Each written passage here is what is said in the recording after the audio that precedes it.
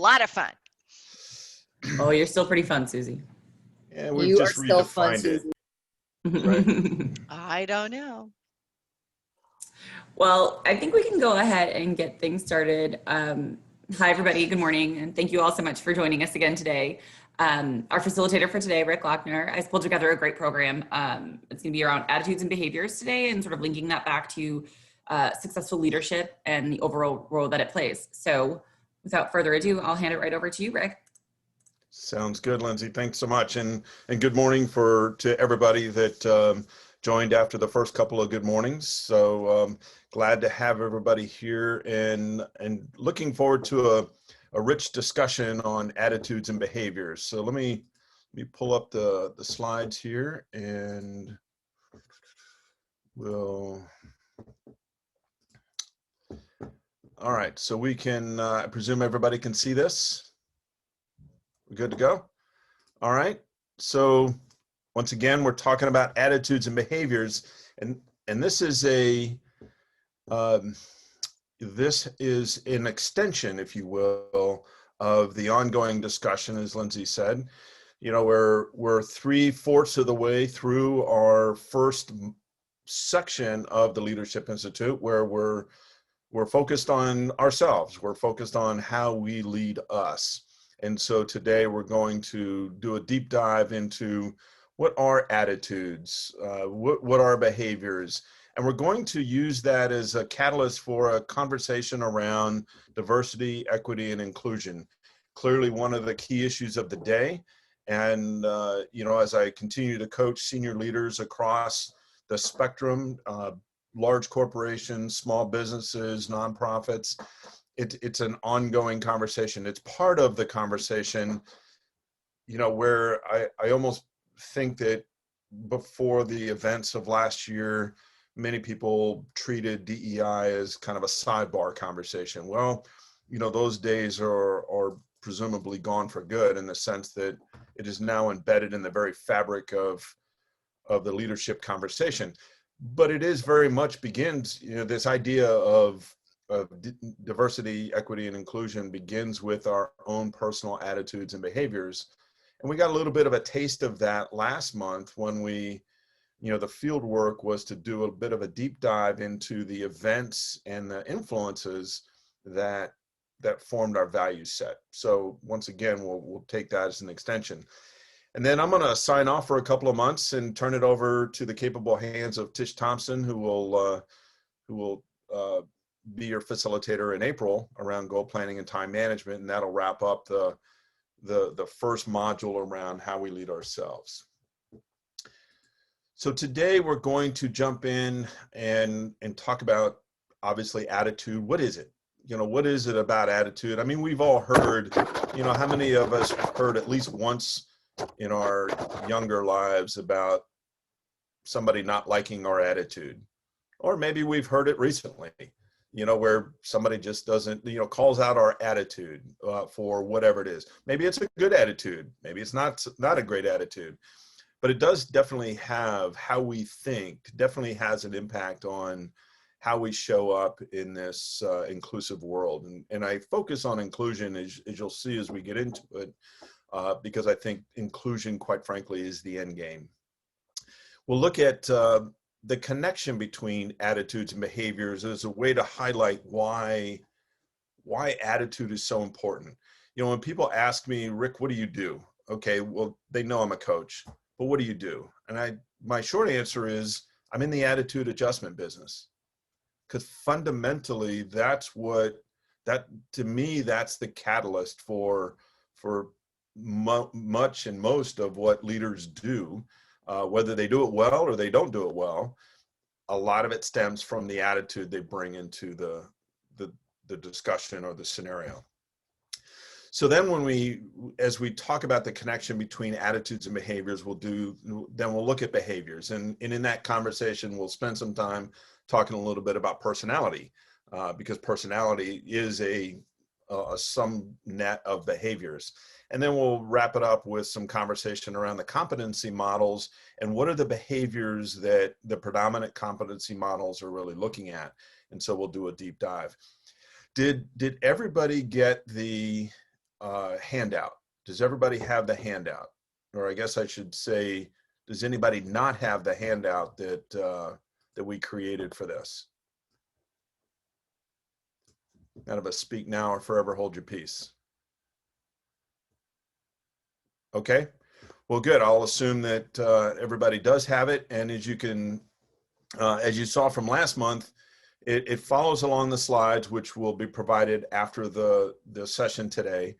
But the notes are really the guide is really there for you to not only capture some of the keywords and key phrases that we talk about this morning, but also some ideas that generates for you and how you bake that into your ongoing development process. All right, so let's jump in with attitude. Now, just to connect the two, this idea of values and attitudes and how they connect, let's look at, just go back in time, values and what they are, a sense of right and wrong, what ought to be.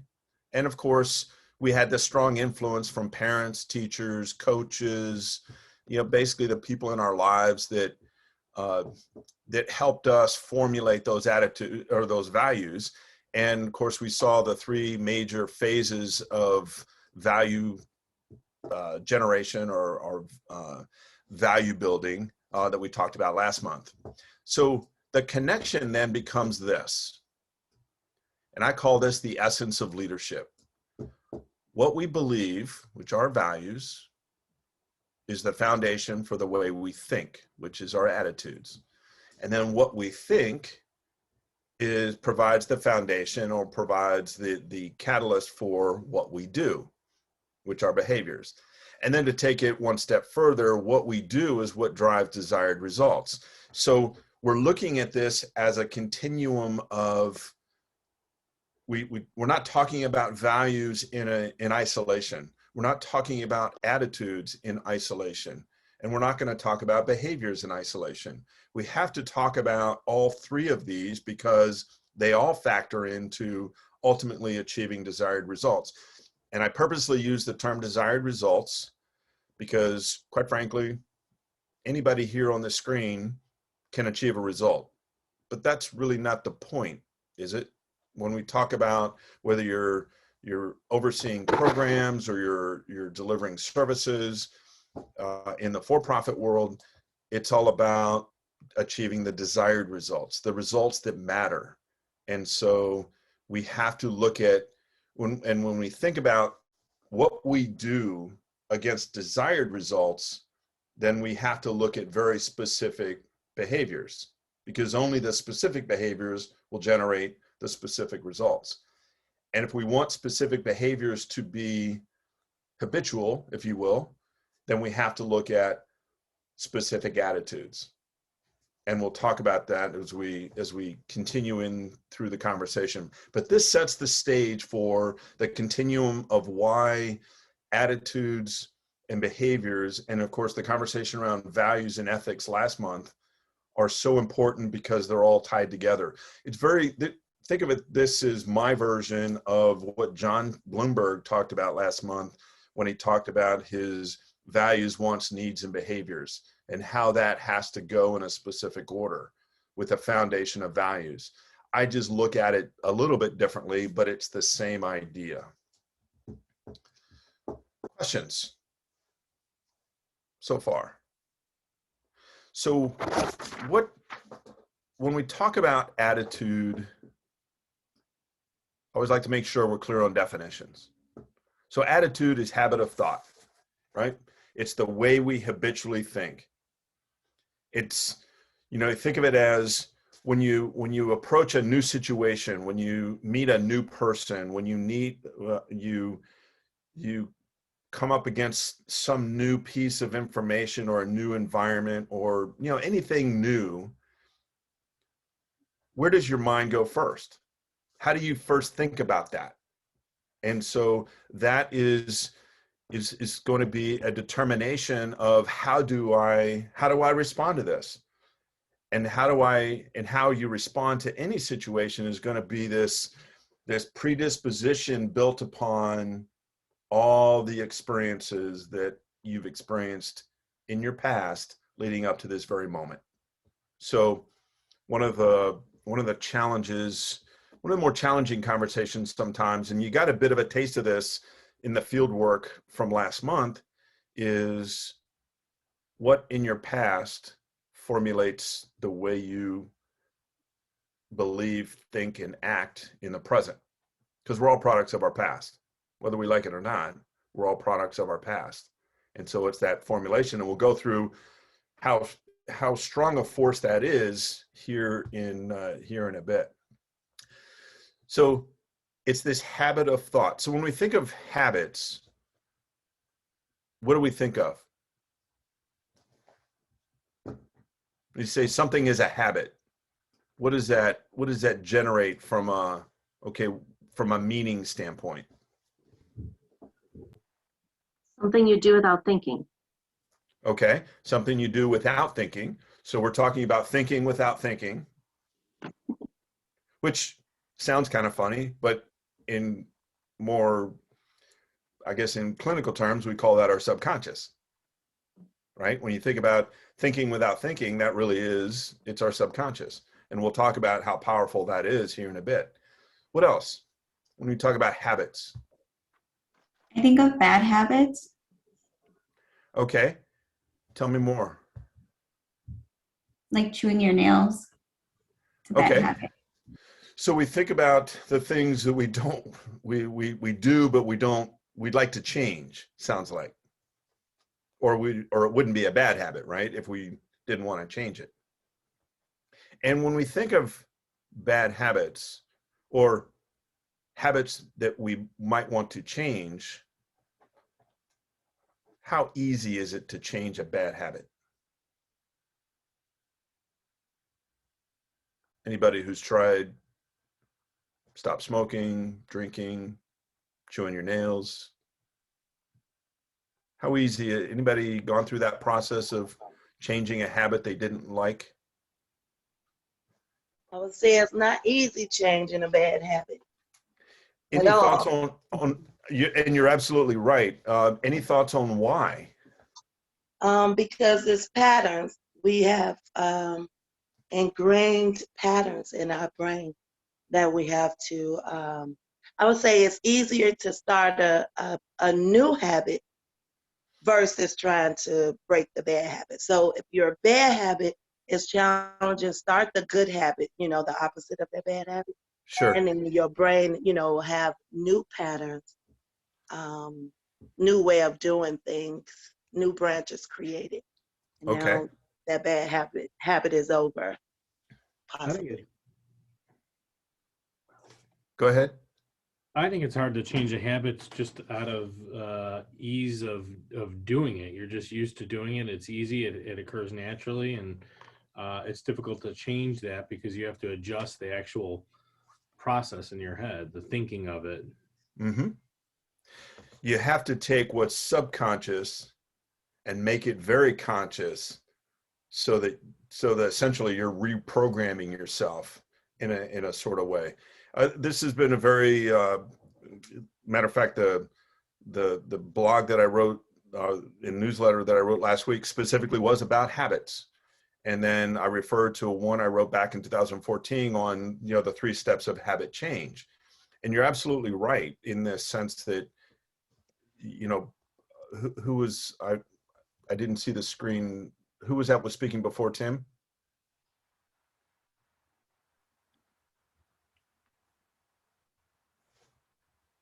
Who was that was speaking? I just didn't see the yellow screen light up. I think it might have been Lynetta. Lynetta, okay. So what Lynetta? Oh, I'm sorry. Thank you, Catherine. You're welcome. No, yeah, I'm glad. I just want to give credit where credit is due. So, when Lynetta and Tim are referring to is an important concept to this idea of habit of thought. And so as we think, as we formulate that habitual thinking that we have, And then we come up to a situation where, whoa, wait a minute, that thinking doesn't quite align to the situation. Now what? Now where are we? Right? We're in a situation where the way we think is out of whack or out of alignment with the way we need to properly think about that situation, and we get into all of these ideas of how now difficult it is to shift that thinking. Other thoughts on habit from your own experiences? I'm just thinking, whether it's good or bad, there's some sort of benefit. Like maybe it's releasing anxiety, or, it's just how we start our day. Like if it's a good habit, some of the things we do. So I just think most of the things, or at least for me that I do, there's some sort of benefit. Maybe I believe I'm getting out of it. No, I mean, as long as the habits that we have fit the life we want to lead, then life is good. I mean, and there are plenty of good habits, because, we say that we use the phrase, we're creatures of habit. Well, I mean, that's what kind of makes life a little less complicated, doesn't it? You kind of know how things are going to happen. There's a certain level of predictability to habits. The point is, they're all good until such time as they're not. And this is the big challenge that we have, and why it's such an important, crucial concept, that the way we think, because it's essentially the operating system of what we do is, and we don't even realize it until such time as we acknowledge that maybe the habit is not helping us to the extent it might have a couple of years ago. I mean, let's face it. Did anybody bump into a habit pre-pandemic that maybe wasn't working for them during the pandemic? Like the habits that you had when you got in your car, you drove to work, you did your thing at work, you drove home, and now you're not doing that. And you might have bumped into some habits. I know when I was in corporate and working from home, or when I was out of work, I know that my habits and my wife's habits locked horns a couple of times, because she had hers and I had mine, and when they clashed, we had to sort that out. Anybody have another example during the pandemic where the habits, the way you thought about things or the way you did things, clashed with how you now had to do them, and maybe alter your routines? I had very specific morning routine that was working for me pre-pandemic, and when that changed and when we got kids, we had to alter that and alter that and alter that until we found a new habit that worked. But it was rough changing that. But you had to. There was not a choice. There wasn't Right. I want to change this. You had to find something that worked, and it took a long time to get that morning habit changed and comfortable, I guess, again, so that I could feel good starting my new day in my square box at home. And so here's the challenge at some point we all may have to face is, let's fast forward 6-8 months from now.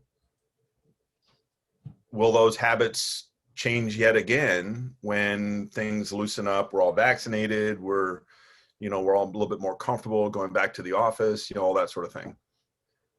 So I want to jump in quick, because I feel like we all got in the habit of popping a mask on our faces if we wanted to go anywhere. You have to put that mask on, and it became habit. Like, people keep them in their cars and keep them handy because masks are required, and that was a habit all of us had to quickly adapt if we needed to go out anywhere.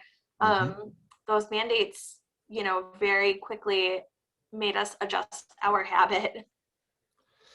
It's interesting about that, Sarah, is the fact that because I can do 90% of my business as I'm from behind a screen, as I like to say, living the dream from behind a screen. I don't know that I'm yet in the habit of having a mask. Now I have one in the car. I have one in every jacket that's hanging in the closet. But I still find myself getting out of the car and forgetting to put it on, even though I have it right there, because I don't repeat it as often, and maybe as others who, you know, have different routines. So good point. And then when we don't have to wear a mask, I'll bet you that we wear one anyway, just because it's habit.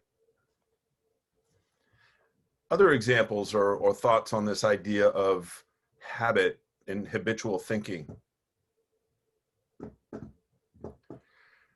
Okay, go ahead. Sorry, Rick, real quick. I think habit is something that we can use to our advantage and as a tool if we learn how to harness it and train ourselves to do something. Well, and you're absolutely right. Do you have an example?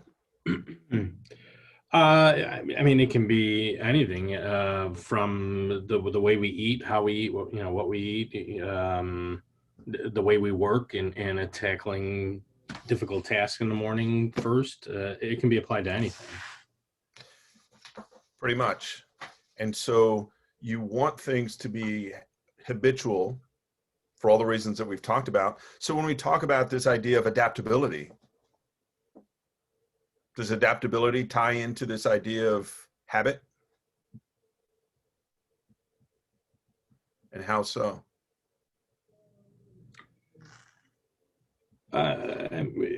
We use habits to our advantage to adapt to the situation and what we need in daily life, right?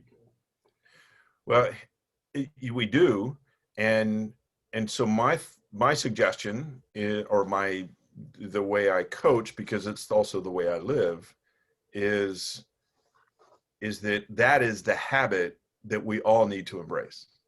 In today's world, we need to embrace a habit of adaptability, which means we need to unlearn, relearn as a matter of course. Seems almost counterintuitive in a way, because you think about habits being something that you sustain over time. But yet, what we're really talking about is the habit being get into a routine of learning and relearning and unlearning, because the external forces that contribute to our success are always changing. The pandemic is just the most recent example. The social unrest is another example. There's always these forces that are going to challenge us in our habits, in the way we think, in the way we do. Are they still relevant? Do they still contribute to our success? And that's just always an ongoing question. Other questions? I like this comment, habits are uncomfortable or comfortable, but they can be, changing them can be uncomfortable. All right, so here's, some of you may have seen this expression attributed to Aristotle. In truth, the exact words that Aristotle said sound nothing like this. So I'm giving proper credit. We are what we repeatedly do, therefore excellence is a habit. And so but the idea is still the same, even though the words are really Will Durant's, not those of Aristotle. This idea that excellence is a habit. It's through repetition that we become excellent at anything. All right, so let's do a deep dive into some of the moving parts around what attitude really is. So when you think about, and you have this diagram in the middle of the first page on your in your participant guide. So attitude has a couple of moving parts that contribute to it. The first one is our beliefs, right? And so we just talked about on the previous slide, our values, our beliefs, they underpin that attitude, that cognitive piece that says, here's what I know to be true. And that is going to contribute to the way we think about the things that we see. there's also an affective component. Here's how I feel. Here are the feelings. Here are the emotions that are part of that attitude. And what's interesting about this is this idea of emotional intelligence is a relatively new. It's been around for 20, 25 years, I suppose, in a meaningful way. But this idea that there is pretty much an emotional component to everything we do, every decision we make, every thought that we have has an emotional component to it, has this affective component to it. And so the idea being is, do we know what those emotions are? So one of the challenges that I run into with coaching younger millennials and even some of the Gen Zers that are coming up, that is the frequent use of the word feel. I feel like this, I feel like that. But in the sentence, they don't use an emotion. They actually, I feel like this is not good. And so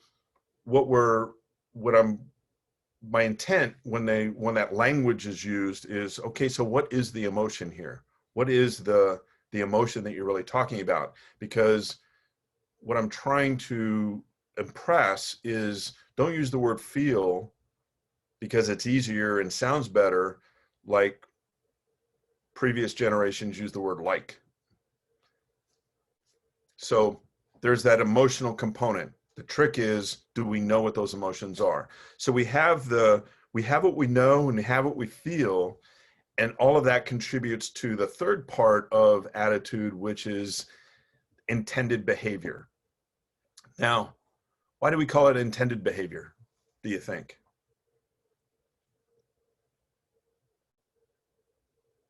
Does it mean that if we feel a certain way and if we believe a certain way, that we'll automatically act a certain way?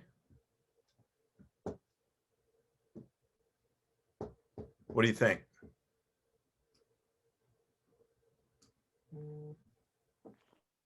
Is it just that predictable? I think if it's made a habit, if you train yourself over and over and over again, you'll adapt that attitude. Or Well, the attitude will then be much more of a stronger predictor to a behavior, a predictable behavior, right? mm-hmm. But it's intended because, and here's where we get into this idea of, there's a term out there called cognitive dissonance, and we'll talk a little bit more about it in the next slide as well. But it's when cognitive dissonance is when you don't act in alignment with your attitudes and beliefs and emotions. So to keep everything square, the intended behavior should line up with the way we feel and the way we believe. But if it doesn't, then we get into what we call this cognitive dissonance. And I'll show you an example of that when we get into the next slide. So let's look at, so you've got some space there on that first page. So here's what I'd like you to do. Take a few minutes and identify 3 to 4 attitudes that influence your day-to-day life.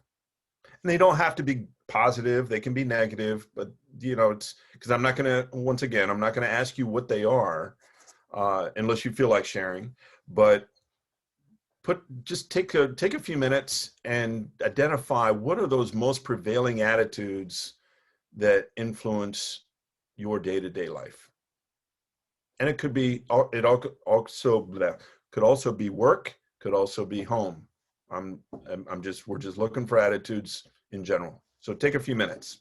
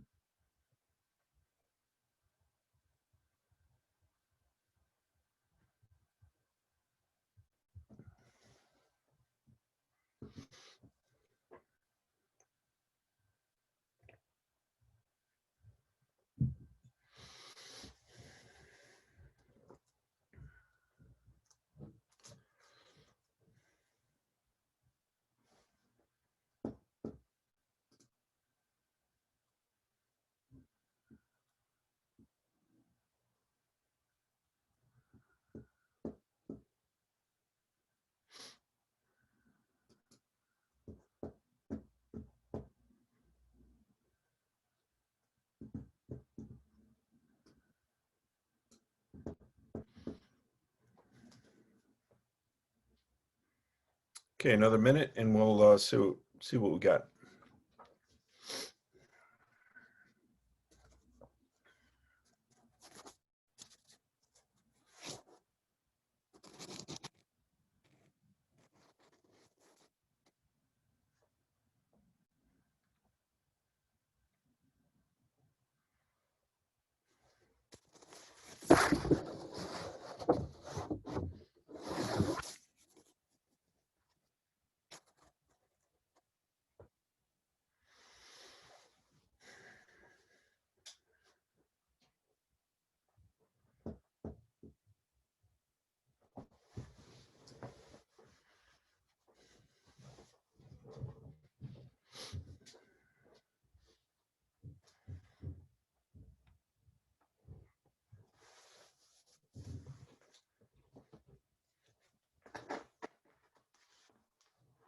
Okay. So easy, hard, nailed it right out of the gate. What do you think?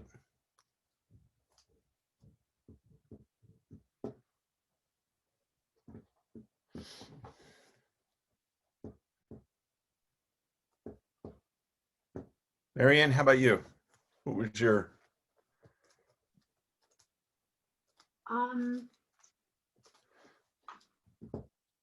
I picked a lot that were pretty positive, involved. I put optimistic, sometimes trusting to a fault. Okay. And so for that, for the exercise, was it easy to come up with those 3 or 4? Yeah, it really was. I mean, because that's pretty much how I start out anyway. My attitude's basically, sometimes I'm defeated by the end of the day, but that's pretty much how I start out. Okay. Carrie, how about you? I'd say it was pretty easy for me to come up with. I try and, again, still keep an open mind. I try and stay positive throughout the day as much as I can. So I'd say it was pretty easy to come up with. I think the only things that really factor it are if I have a bad interaction, I try not to let it get to me, but we're all human. Right, So. right. So far the consistent theme here is the way the attitudes we start the day with versus the attitudes we end the day with. Seems to be an influence there. Is that to suggest that that we don't have any control over attitudes as the day progresses? What do you think? For me, I think it's harder. I mean, like I have to keep reminding myself why it is I'm doing what I'm doing, or why I want to follow through when it gets more difficult. So it's Sure. not that the attitude is completely gone, but I kind of remind myself why I'm in it for the long game. Okay. So the attitude may still be there, but the behavior shifts. So you have to remind yourself. Okay. Yeah, Rick, it makes me think of the affect. So the emotional parts that affect our attitude, so we might start the day strong, but then I think it was Carrie said, if she has a bad interaction, then it can change it. That just makes me think of that emotional piece or the affect of our interactions, how that affects our attitude.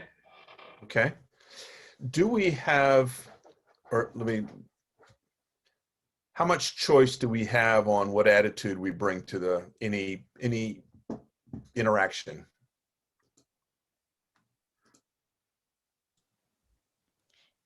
Ideally, we should have total choice in what we bring. In two of mine, I put the word hoping. I start the day with hoping. Hoping that I have a good day, or hoping that I'm helpful to at least someone that I encounter.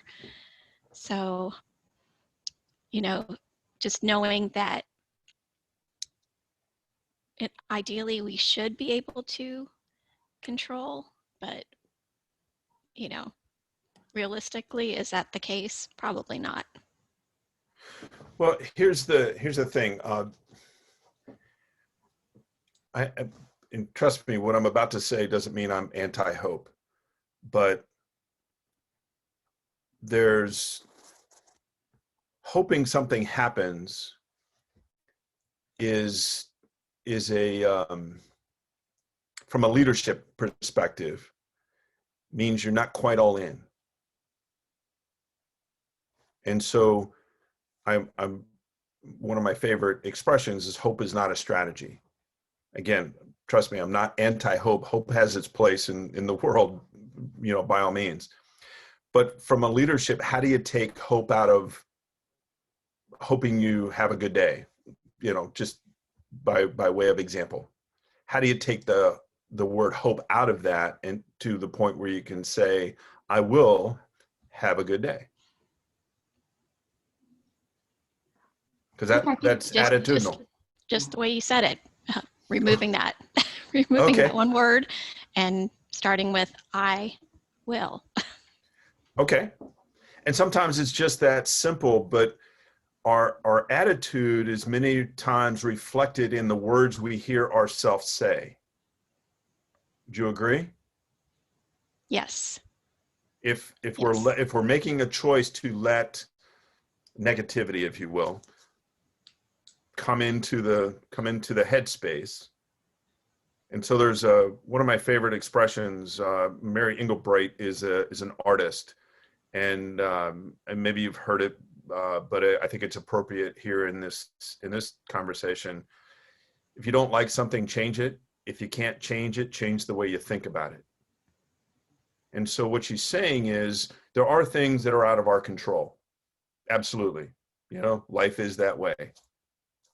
But we never, ever lose the ability and the choice of how we think about it. And you know where we learn that? We learn that from those that survived the Holocaust.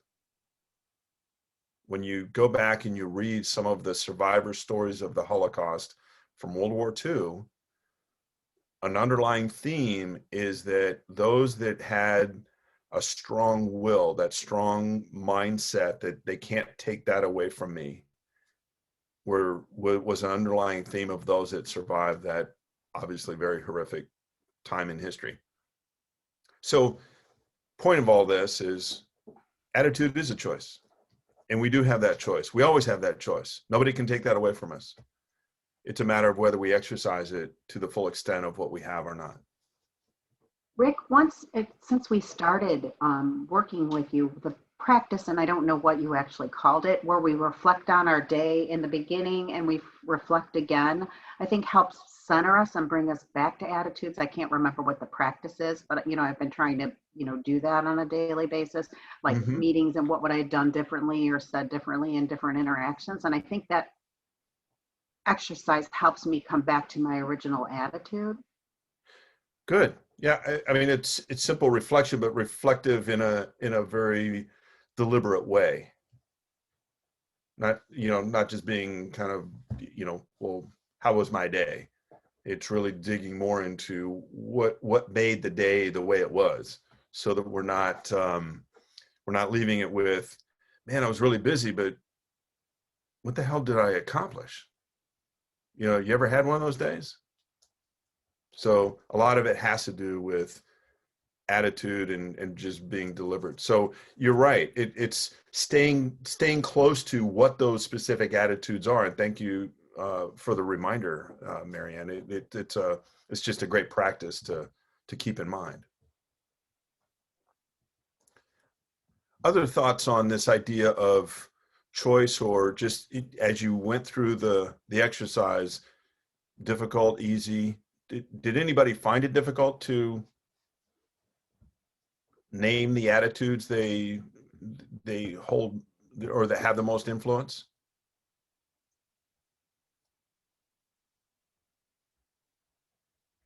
Okay. So let's take a look at how this all connects in a more practical sense.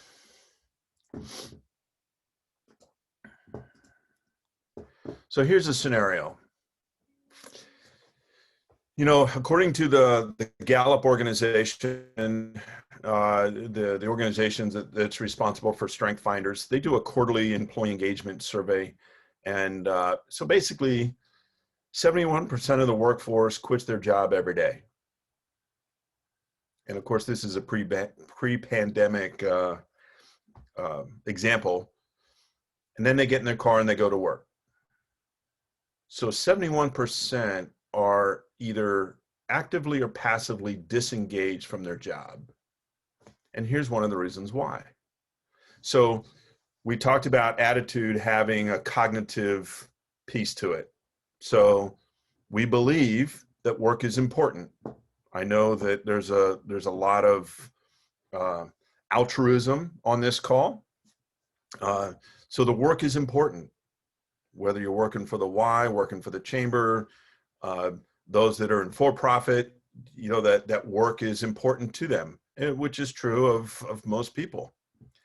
But if there's also a belief or a knowing fact that my job lacks the responsibility that I hold important, then it conjures up feelings of my job sucks. I don't like my job. And so from that cognition and affect, the behavior that aligns with that would be to quit your job. Yet north of 70% of the workforce goes through this process every day and goes to work. So what does that tell you?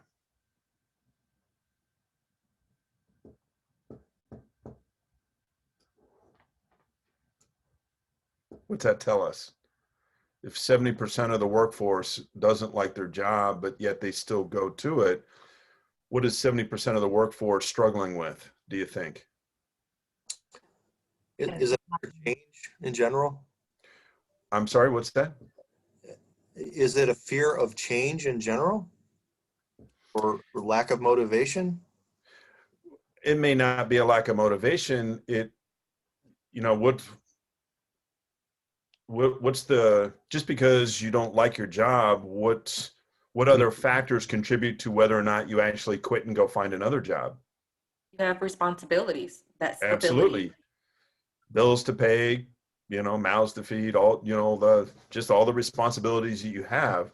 And so, but what does that do to, yes, you have those responsibilities, but what does that still do to you when things are out of alignment, when you have that cognitive dissonance?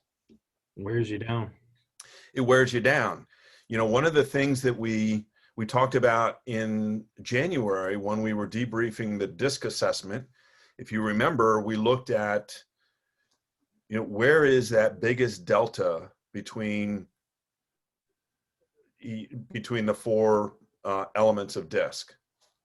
So for the most part, most of your biggest delta was in the stabilizing, right? So most of you had that largest, your high S, and then it maybe dropped by half, or it dropped by some significant amount. And I don't remember the exact numbers, but that certainly was the biggest drop on average for the entire group.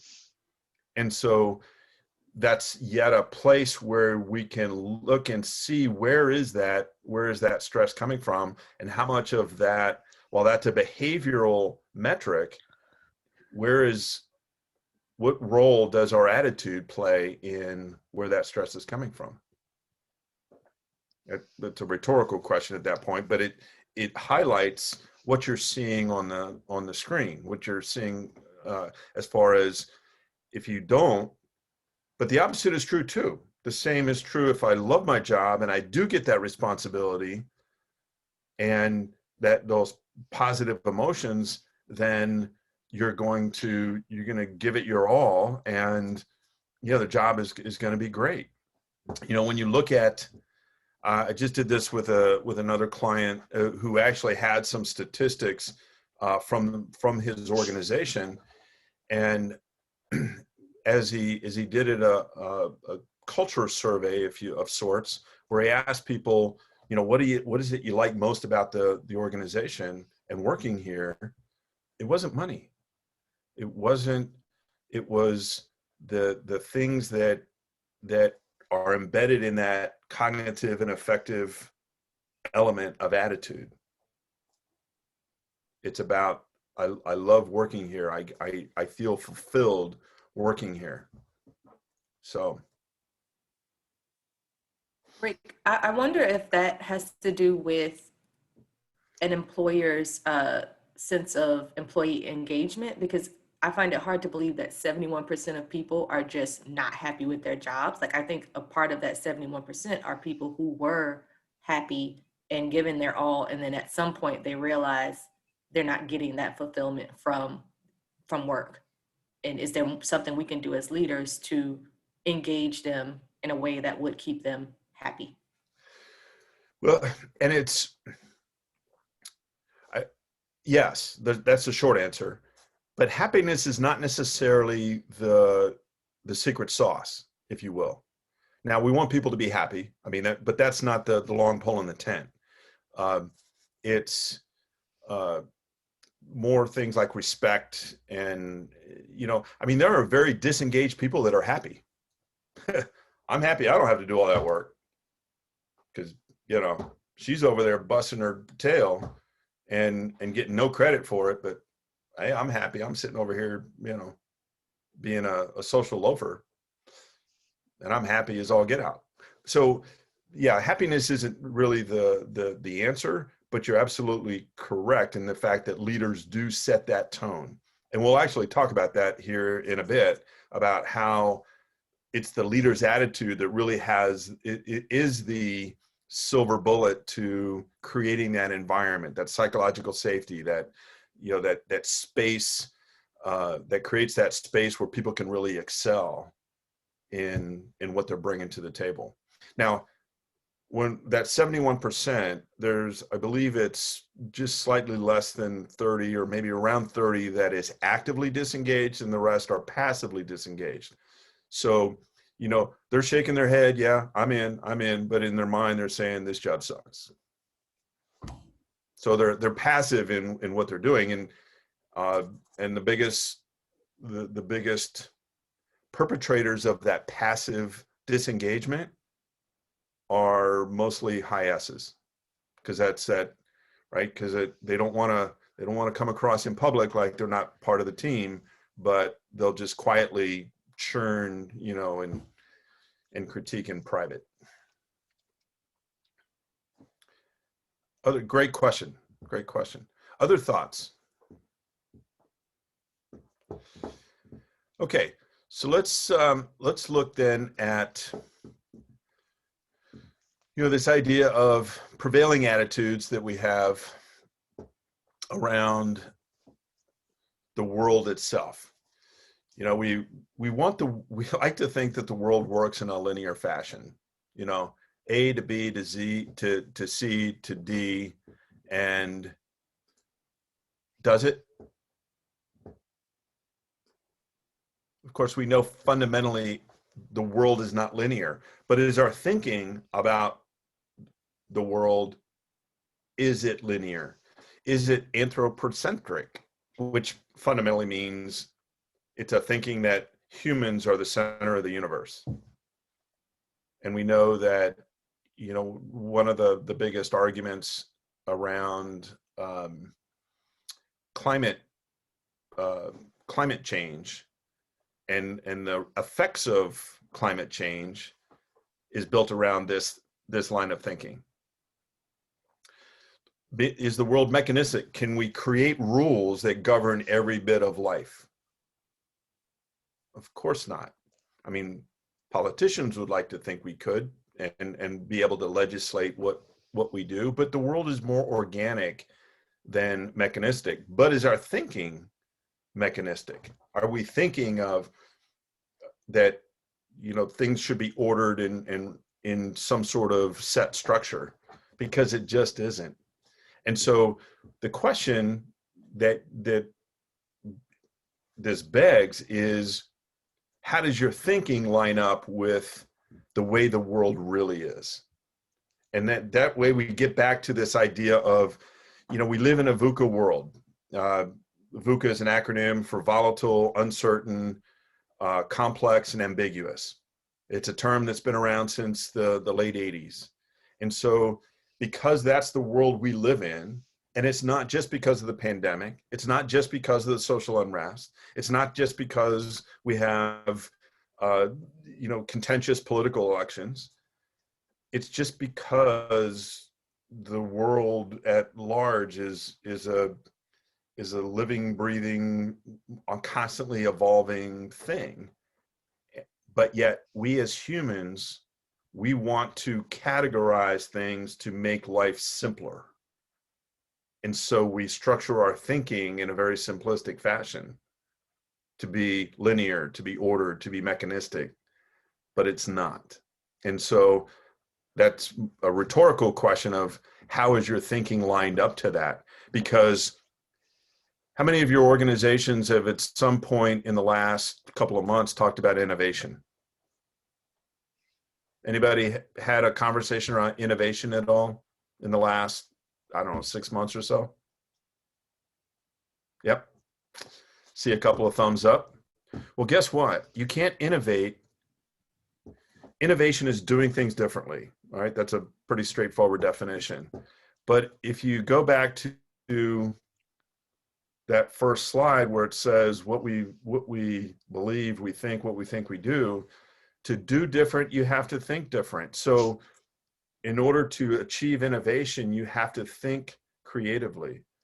You have to think different. You have to think nonlinear, in a nonlinear way, and be comfortable with that. So that's where this ties together, in the sense that how you think, does it line up with the way the world really is? Questions?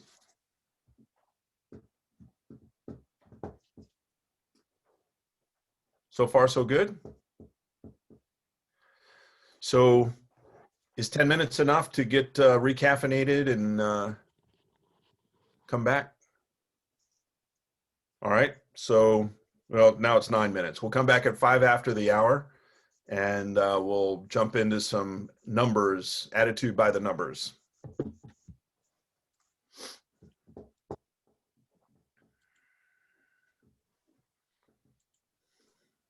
Can you click back to the first slide for values? Sure.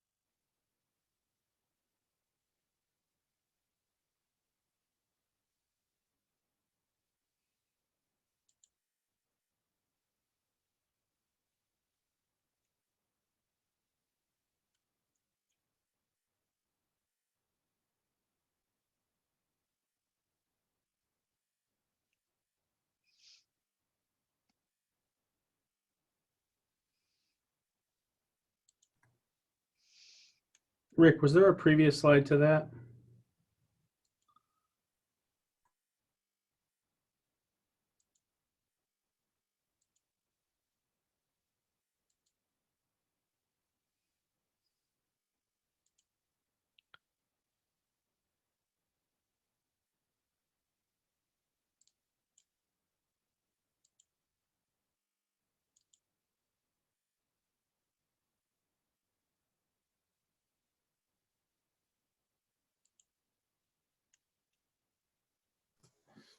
You got it, Tim?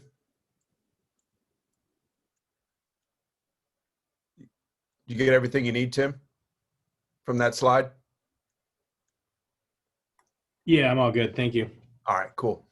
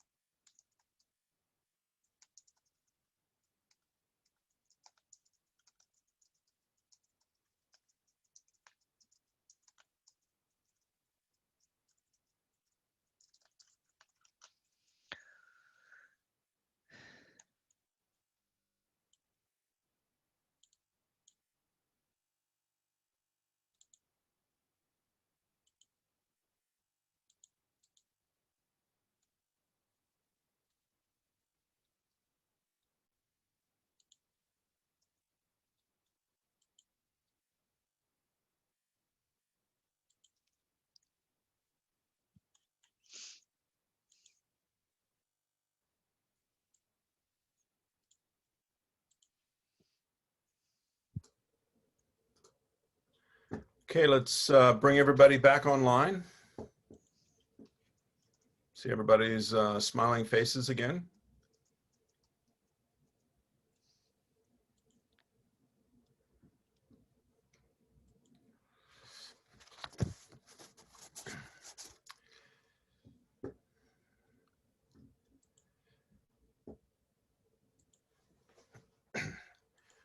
Okay, was there, based on what we've talked about so far, were there any questions or any anything I can clarify, just whatever we've talked about up to this point, or any questions that came up during the break that I can address?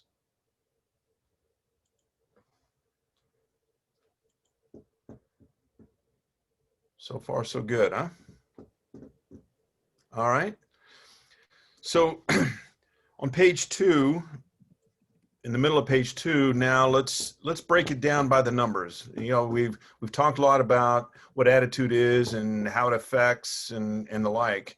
So now let's for all the high C's and the high D's in the room, especially the high C's, let's break it down with some numbers. So 95% of our personality is set by the time we're 5 or 6 years old. And you know, I know there's some folks that there's some folks that work in early childhood from the Y. So if there's a more recent number than this, but I think this is still primarily the prevailing, that most of our personality is set by the time we're 5 or 6 years old. 88% of what we do is a function of our subconscious. So when we talk about this, that subconscious being, you know, attitude, and that attitude being a habit of thought, we've programmed ourselves to the point where almost 90% of what we do is a function of our subconscious. We just, you know, we just do it because that's the way we've always done it. You know, we don't consciously think about that other, about 88% of what we're doing, which means that we're only consciously thinking about 12% of what we're doing. And so it gets us back to that, hey, that's great if the 88% is in alignment with the behavior that needs to, that will help us be successful, life is good. But if the conditions change, or I should say, when the conditions change, because they will, that's what VUCA really, you know, that's why the term is used. When the conditions change, does our habit now become an obstacle, or is it still an asset? Does it become a liability, or does it continue to help us? And here's part of the challenge that we have. 77% of our subconscious is based on negative input. So when you think about our biases, it's based on negative input. What's one of the first words we all learned as a child? No. And probably every variation of it. And so, you know, our parents weren't, you know, when you think about, our parents weren't trying to be cruel by saying no all the time. They were trying to set boundaries. So we grew up hearing, don't talk to strangers.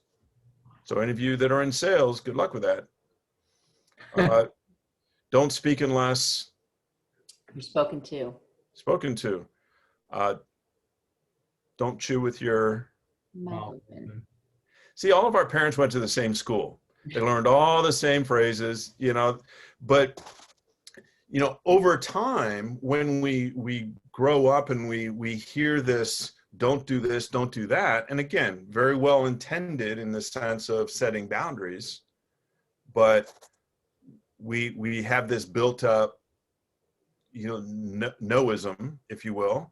So as adults now, we sit in meetings and somebody brings up, hey, I've got an idea. And whether you verbalize it or not, what's the first thought that comes to your mind? Oh, that'll never work. You know, we tried that last year. No, can't afford that. No, that won't work. All right, that's that 77% kicking in to the way we think. So we have to fight that, right? We have to fight that urge because we can't erase it. There's no delete button in the brain. There's no delete button in the subconscious. What's there is there, and what's been provided is there, and so it's just a function of how we act on it. So how we act on it is we add more positive.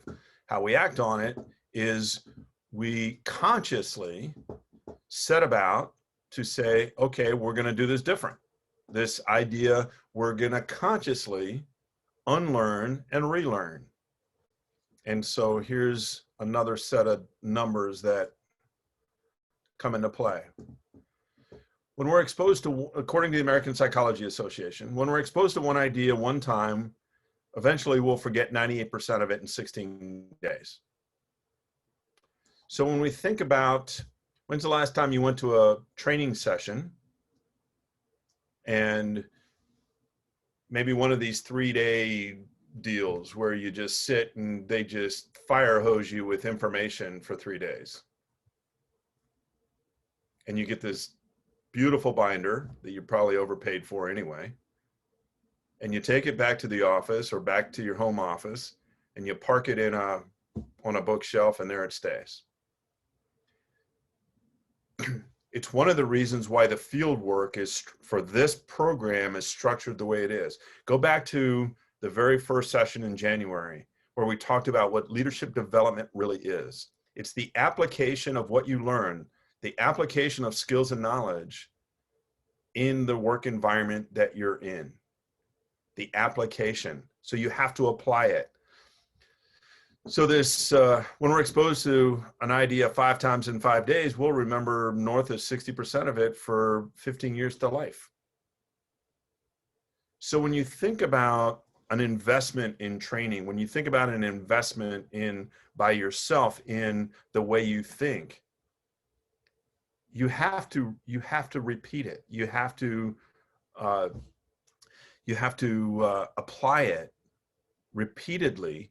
And you'll get into that in a little bit more detail next month when Tish talks about goals and time management. So we talk about goals, but even in the material, when I work with clients, when there's a specific set of material that we work on, I don't have them read it once. I have them read it 5 times over a period of time. I have a lot of material that comes in that you can stream online as well as read. So for those that don't learn by reading, can learn by listening. Just another way to, again, repeat it over time. The field work, and those that have done the field work know that when you submit the answers to the questions, what's the first thing you get back? Those that have replied to the fieldwork questions, what do you get back? A response from you? A response from me with generally at least another question, but the whole idea is to help you engage with that idea multiple times because of this statistic. So whether you do it through a coach or you do it just on your own, however which way you do it, there's a very real benefit to repetition, spaced repetition. Obviously, it's a local company, but you're in good hands with, it's a commercial. What company are we talking about? Allstate. Allstate.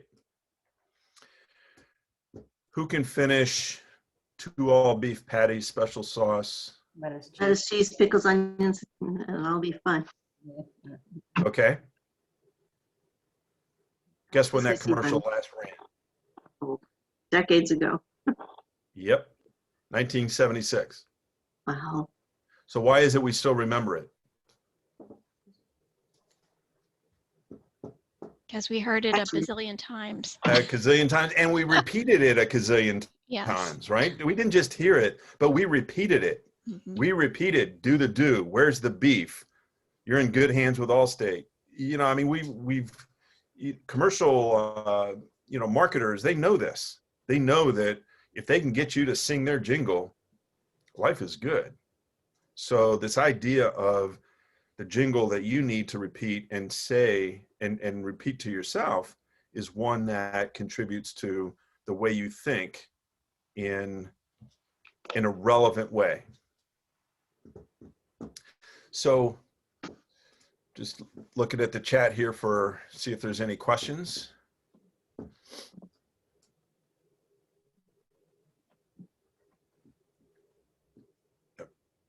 Cool.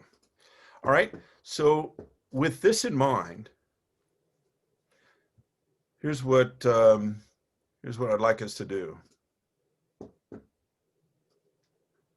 This idea, these two statistics and the ones on the previous page, what does this tell us about the current value of diversity, equity, and inclusion training as we know it today?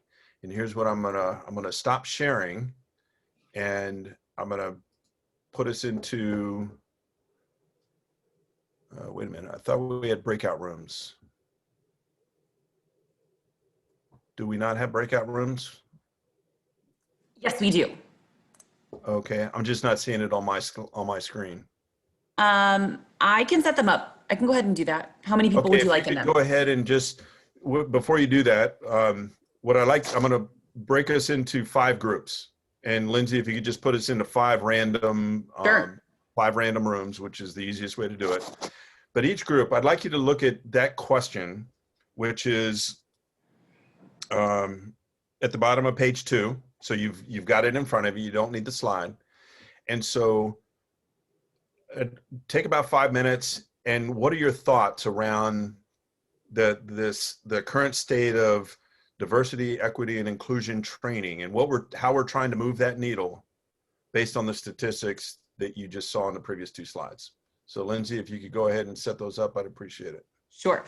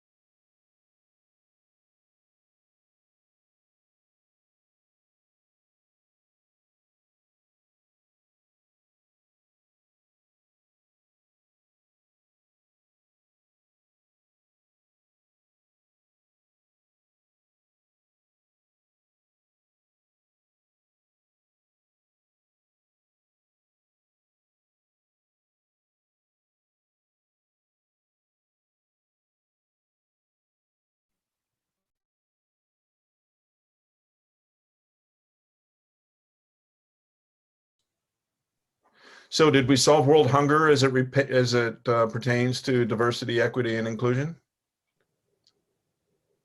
We tried. Okay, so let's get a quick brief back. You know, what did we learn? You know, again, it's because this is what influences our attitudes, and attitude is such a critical part of the DEI conversation. Let's hear some thoughts.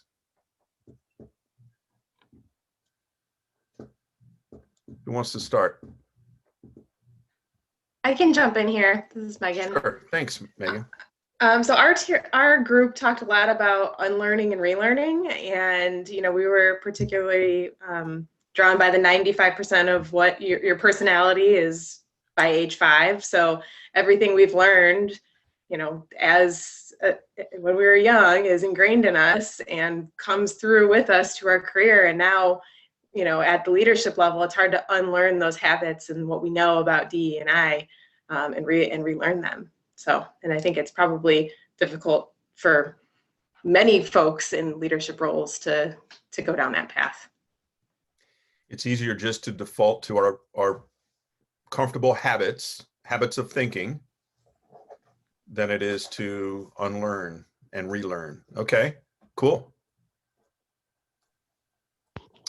Other groups. Rick, I think you could probably attest to this more, but kind of that attitude that it seemed like a lot of companies are like, okay, we're going to do this diversity training, like it was a check the box kind of thing. Okay, we've done that. Well, that's out of the way for the year kind of thing. And I think that these statistics show that it's something that has to be repeated. It's not just a one and done and check the box kind of thing. Because I'll give you a quick example. I do a lot of work with many of the community colleges here in the area, Wabansie, COD, Kankakee, Kishwaukee, etc. And so through COD, I was afforded an opportunity by a company, well over 270 employees. They wanted me to do a one hour video on DEI, and so everybody could watch it. And I turned it down because of what we're talking about right now. I said, it's not going to move the needle, so I'm not going to participate. Now, what we have put together, which we'll launch later on this month, is 2 3-hour blocks of DEI conversation and training that will, like the Leadership Institute, includes field work, includes a deep dive into the influences and that sort of thing, because then we can start to have an honest conversation about why we think the way we do, which is going to influence why we act the way we do. So doing it the right way is, to your point, Susie, it's too many people are still trying to check the box. Probably the second most annoying thing is companies that are throwing out these hollow press releases that talk about how they care about DEI and then don't put their money where their mouth is, if you will. And not just money contributing to causes, but contributing to actually helping their employees shift the way they think so that they can reap the benefits of inclusion. So great point. Who's next? I think we had 5 groups, so we're still looking for 3 more readouts here. So I can share. We talked about repetition and how it is an ongoing process, and kind of going off of what you said, that it's not just one and done, and how we, at least a couple of our team members working in early childhood, how we kind of highlight the crucialness and the repetitiveness and kind of the rhymes and rhythms, because it's very important in such a young age for children. Even though it might drive the parents crazy, it's very crucial for their development. So that's something we highlighted, but that it's a process and not just a kind of one and done. It's ongoing. Okay, excellent. Yeah, I like that. Would you call it rhyme and rhythm? Rhyme and rhythm. I like that. I like that term, because that's really you get into that, that it's the rhyming and rhythm, like the ABCs that will, like the Big Mac jingo. Yeah, so same with the advertising, the riddles, the songs, even the stories are very repetitive with the 5 Little Monkeys. It's Yep. repeating the same thing, just counting down. So a lot of repetition and a lot of rhythm. Excellent. Okay, who's next?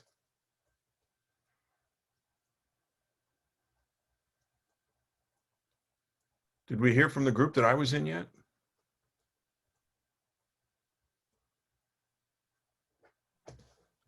Pop in, Rick. Sure. Thanks, Abby. With my group, one of the things, so part of our mission at the YWCA in Metropolitan Chicago is to eliminate racism and empower women. But I was really reflecting on my time prior to getting involved in that culture and what that culture has done. And it really reflects off of what Yesenia was saying in repeating and repeating and repeating the message of diversity, equity, and inclusion created a greater awareness in it, in that work and in my life, and really helped me just be continually conscious of what's happened. And it really has helped me bring out some of the bias that I do hold. So we talk about how we all have bias. I would have said prior to working at the Y that I was not racist and I did not have bias. That would have been my statement. But the more education that I receive and the more that we continually have those conversations, the language that we use and the stories that we hear and the scenarios that we talk about, the more that helps me recognize what I do and what I can do to change. So that's very helpful.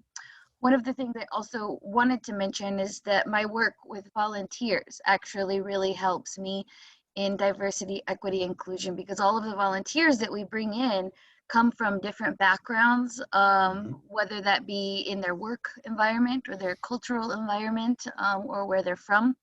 They always have opinions about the way I could do things differently, which I love. I grew to love. I grew to love because they have great ideas, and being open to those different ideas can really help a position grow and an opportunity grow. Sure. Excellent. Yeah, I like the reference to volunteers because you're going to run into multi-generational volunteer groups, and generations, because of the major influences in their lives, are going to have differing views one way or the other of DEI. And as we said in our group, DEI is not just around race.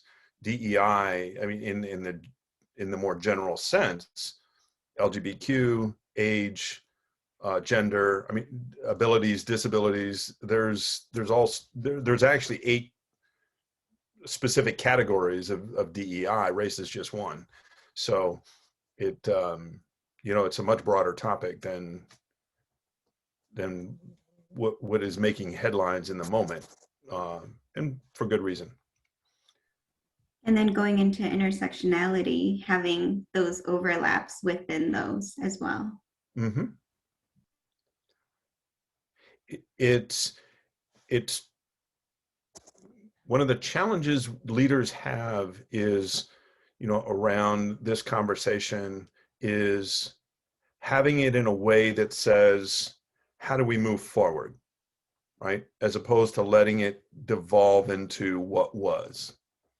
Because what was is good to a point that it helps our future take a different path than it normally would if we just stood by and let it all just play out naturally. That's the responsibility that leaders have. All right, one more group.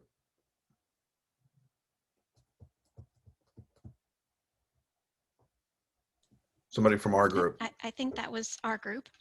Yeah, it was. Yes. We talked a lot about some of the same things that the other groups have brought up. We talked about it having to be an ongoing, not a one and done, has to become part of the culture of an organization. It has to be, you have to define these terms within your organization and basically live them in whatever you do. So that's a lot of what we talked about.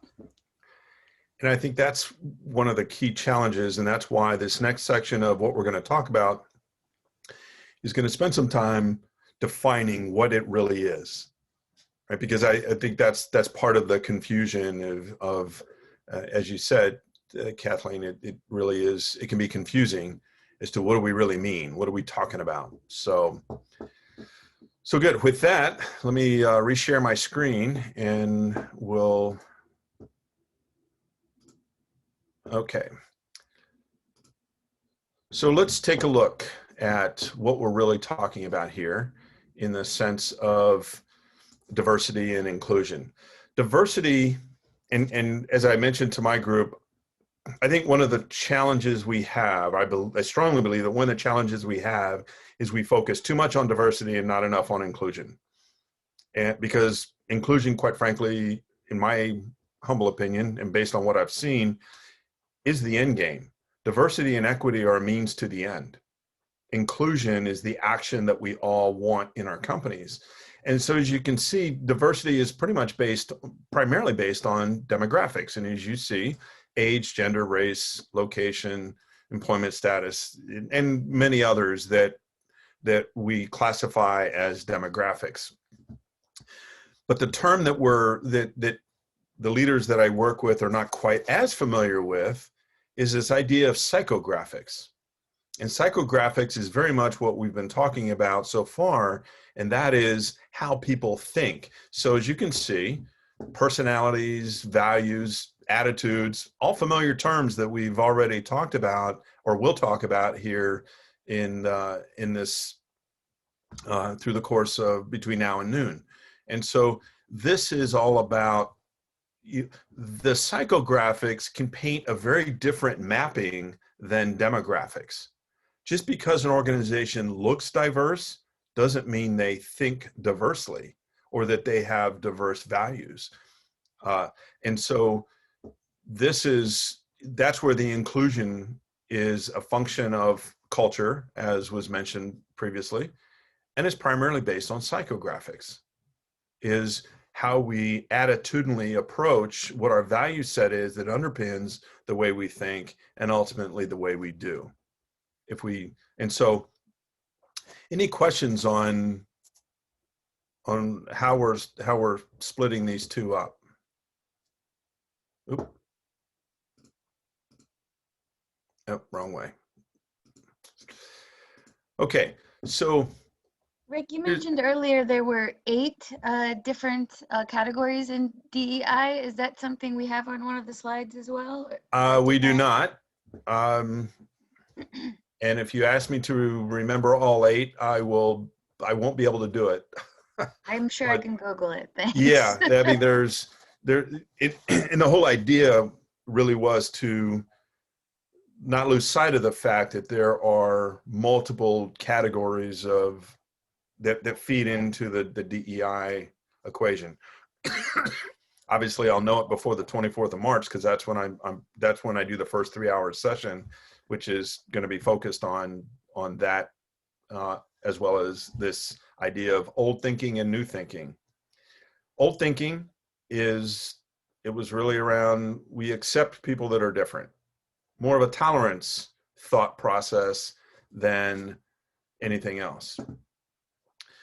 But then we say, well, wait a minute, just tolerating those that are not like us in one way or another doesn't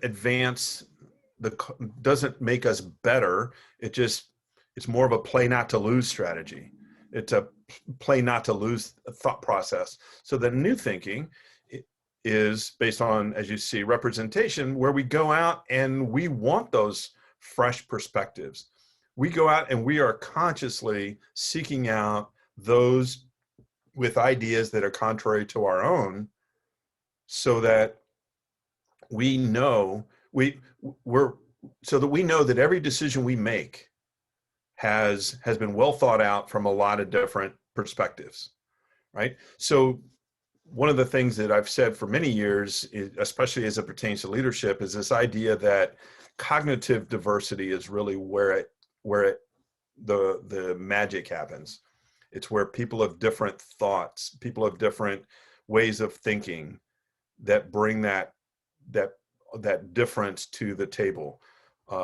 I am, by most definitions, I'm a contrarian by nature. It just comes easy to me to challenge the status quo. And so it's never been popular. I'd be the first to admit, but it does bring, I know that through the course of my own career, because I was immersed in DEI from the very beginning in the military. Immersion is a great strategy for really understanding and affecting your attitudes around diversity, equity, and inclusion. And the military is just one example of that immersion. You don't have a choice as to who is on your left and who's on your right. Uncle Sam made that choice, but we have the choice of how we work together to achieve a common mission. And so this idea of fresh perspectives is one that where we consciously seek it out.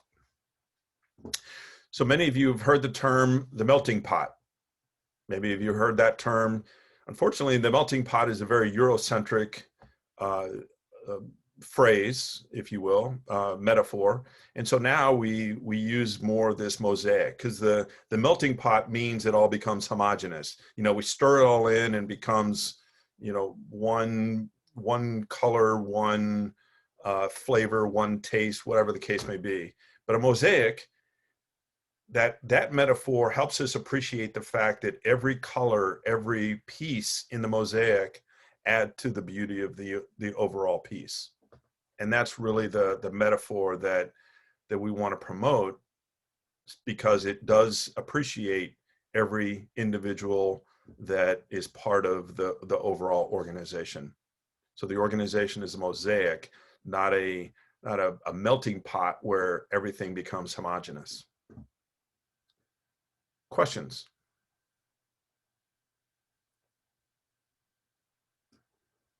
Does this make sense as far as the different metaphors and the way we're approaching? Okay, so let's look at inclusion. This idea of inclusion is, and many of you have probably seen this quote by Verna Myers. It's becoming very well promoted just by virtue of the social unrest here of late. But diversity is being invited to the party, inclusion is being asked to dance. And so it's, as the name implies, we're seeking out, consciously seeking out. So creating a culture, part of being able to do that is this idea of equity. And this idea that a culture where everybody has fair access to opportunities and resources to fully contribute to that organization's success. So the challenge we have here is that there's a confusion between where we use equality or equal in the same meaning that we mean equity and fairness, and they're not the same. So one of the examples I used pre-pandemic was somebody that wants to work from home. Of course, now everybody's working from home, so that's why I say it's a pre-pandemic example. But I'm sure there's many that we can talk about as well. And so somebody would want to work from home, and then because I let one person work from home, everybody now wants that same opportunity. But the conditions are different. You can't treat, or you shouldn't treat, somebody who has one set of conditions, let's say a single mom with 3 kids, the same way you would treat a single woman or man with no family obligations. The conditions are different. You want to treat both of them fairly so that they can contribute, but that doesn't mean that the answer is going to be the same for both. Does that make sense? So this idea of fairness is what we equate to equity, and what is fair for everybody in the room. The easy answer is, well, we'll just treat everybody the same. Well, that's not necessarily fair, because that would imply that everybody is working under the exact same set of conditions. Some it's going to work for, some it's going to work against. And so the challenge for leaders, how do we create that fairness across the organization? So the question then becomes, show me. So what does fairness look like in your culture, and how do you know? What are some quick examples of how fairness, examples of fairness in your organization? I'd be curious. What does it look like? What does fairness look like? Offering our services in multiple languages. Okay. Being bilingual staff. Okay. So language does not become an obstacle to everybody has a fair access to services because of the multi-language access. Great example. David, how about in your world? Well, I was going to mention,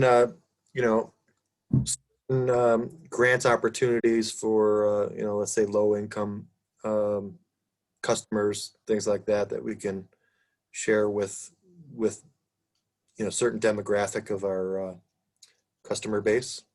Okay. So reaching out to an underserved segment of your prospects and customers. Exactly. Yeah. Okay. Other examples? I believe in our community work, bringing people who are experiencing whatever it is we're trying to change to the table, having voice and inclusion, and not making decisions for people that we think we are representing. Okay. Tell me more about that, especially that last part, not making decisions for people that we think we're representing. Sometimes I think that's a key point. Yeah. Right. I think we do community work or even grants, or, like we should write for this because we're going to improve, make it based on a lot of assumptions.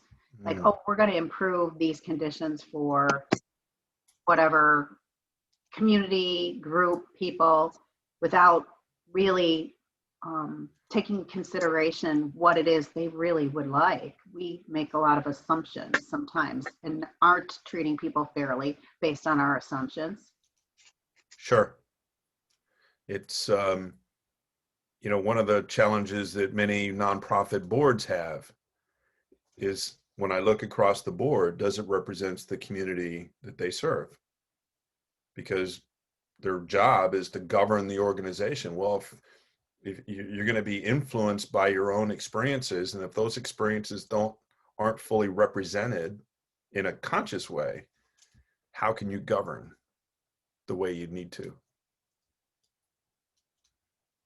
Okay. Lynetta, did I see you had a you went off? No, I appreciated what Marion had to say. Okay. Excellent. What else? What does fairness look like? What does fairness look like at the Y? We've got some, not the Y, the chamber. Got some chamber folks on board. What does fairness look like at the chamber?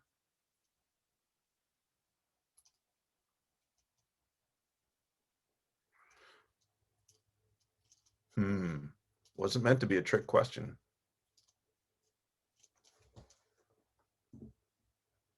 What do you think?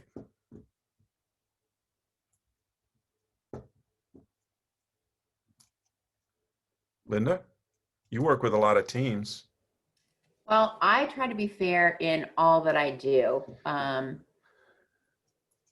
Take everyone's situation into account, and then just like you said, weigh out the options. Especially I think like one great example is our teams are going to go back to being in person. Well, some people in April, some people want to go back in person and some people want to stay virtual. So I need to make sure that it's fair that everyone can attend the meeting by not making it mandatory that they come back in person, but they can still attend the meetings virtual. So we've gone to a hybrid system to make sure that we include and make it fair to everyone on the team. And the challenge in that situation becomes, does the technology allow an equitable experience, right? Then as close as you can to if you were being in person, right? I mean, it's a challenge I ran into teaching at Aurora University, for instance. You know, we had a situation where we had students that were videoing in from Woodstock to a class I was teaching in Aurora, and the technology was not up to snuff, and so they were really not getting an equitable or a fair experience of the learning process because the technology didn't hold up. So even though we have those choices, it's still the inclusion piece. And I'm not saying the technology at the chamber does or it doesn't. It's just a point to be made that it's not just having a policy that says we're fair. It's the actual execution that comes across as fair. And that's really my only point, because I know the technology has come a long, long way at the chamber over the last year and a half. 100% thanks to our Business Forward campaign. And, you know, the technology is so much better in the Calamos conference room as opposed to when we were meeting outside this summer. We didn't have Wi-Fi. So those that couldn't make the meeting were not included, which Right. would be fair. So yeah, hopefully the technology will even out the playing field. Although, again, nothing is like being in person, but, you know, comfort levels. So. Sure. Okay, so we start to see, and this is going to tie directly into the field work at the end of the session. You know, the question really is to get you thinking about what fairness looks like, because like anything else, you know, attitude you don't see. Well, we don't see attitude. Well, we can reverse engineer maybe an attitude, but that reverse engineering is based on behaviors, which is what we'll talk about after the break. But we don't physically see attitude. We see the behavior that's associated with that attitude. And so we don't necessarily see fairness. We see the execution of fairness, the execution of inclusion that represents, do we really believe that the organization is fair or the organization is inclusive to begin with? So good, great examples. So here's some final thoughts on attitude, and it'll help us transition into this idea, to the conversation around behaviors. So I think it was Abby that might have mentioned that, you know, we're inherently biased. We're biased because, you know, human nature, we want to take these shortcuts to organize the world in a meaningful way.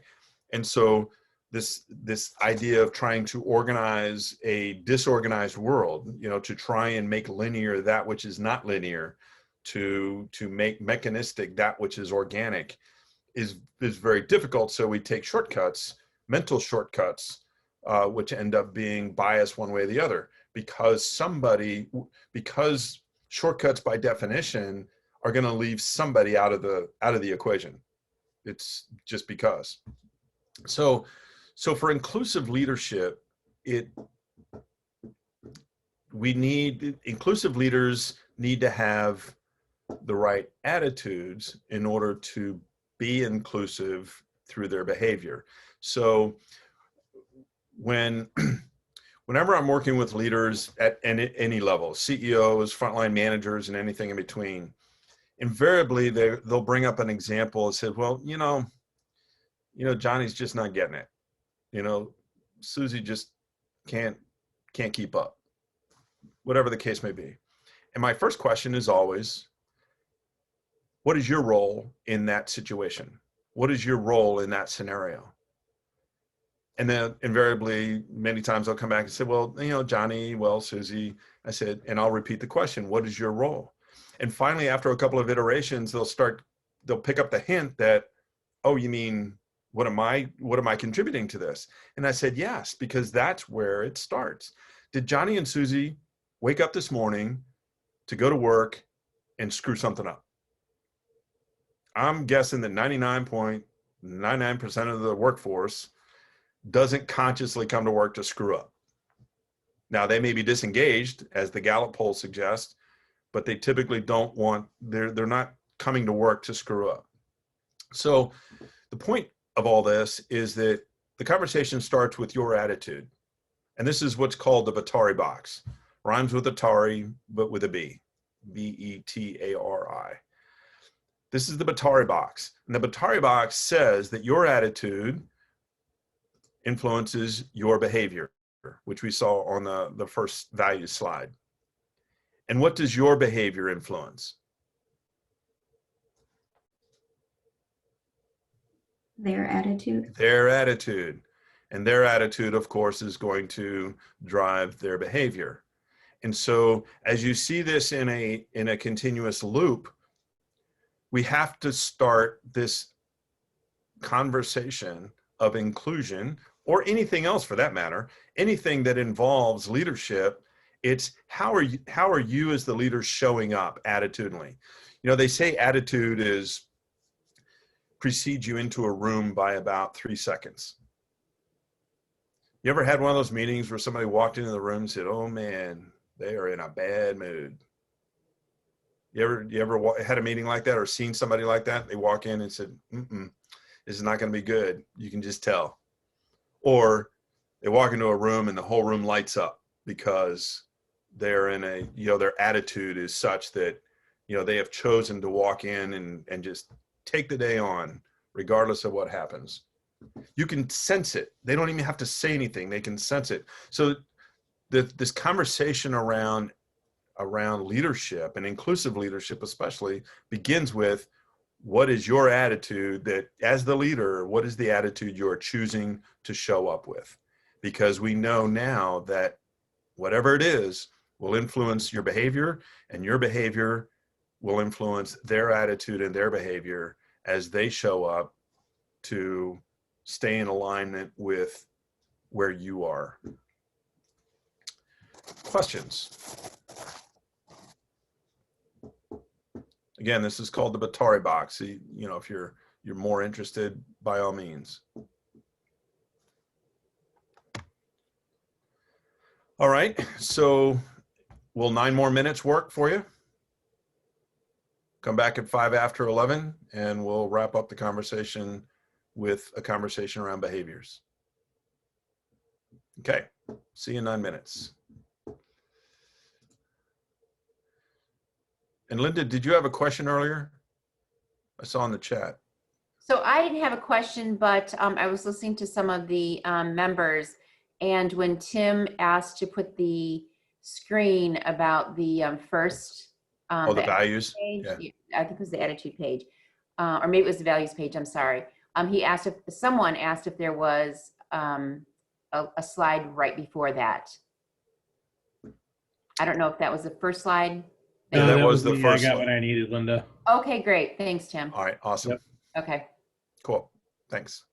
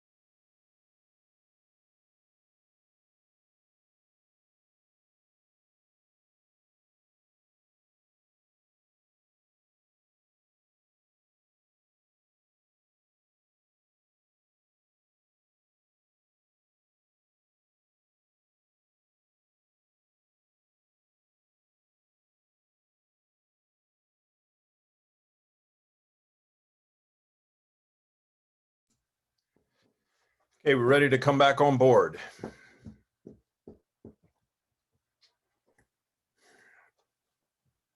Final stretch.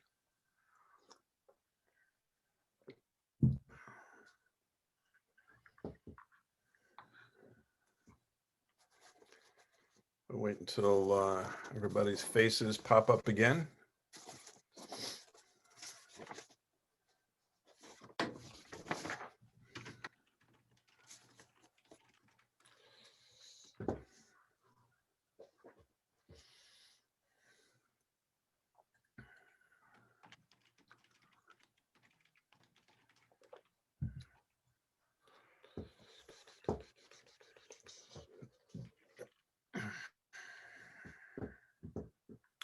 Okay, while we're waiting for everybody to pop back in, any questions that I can clarify that we talked about in the last hour?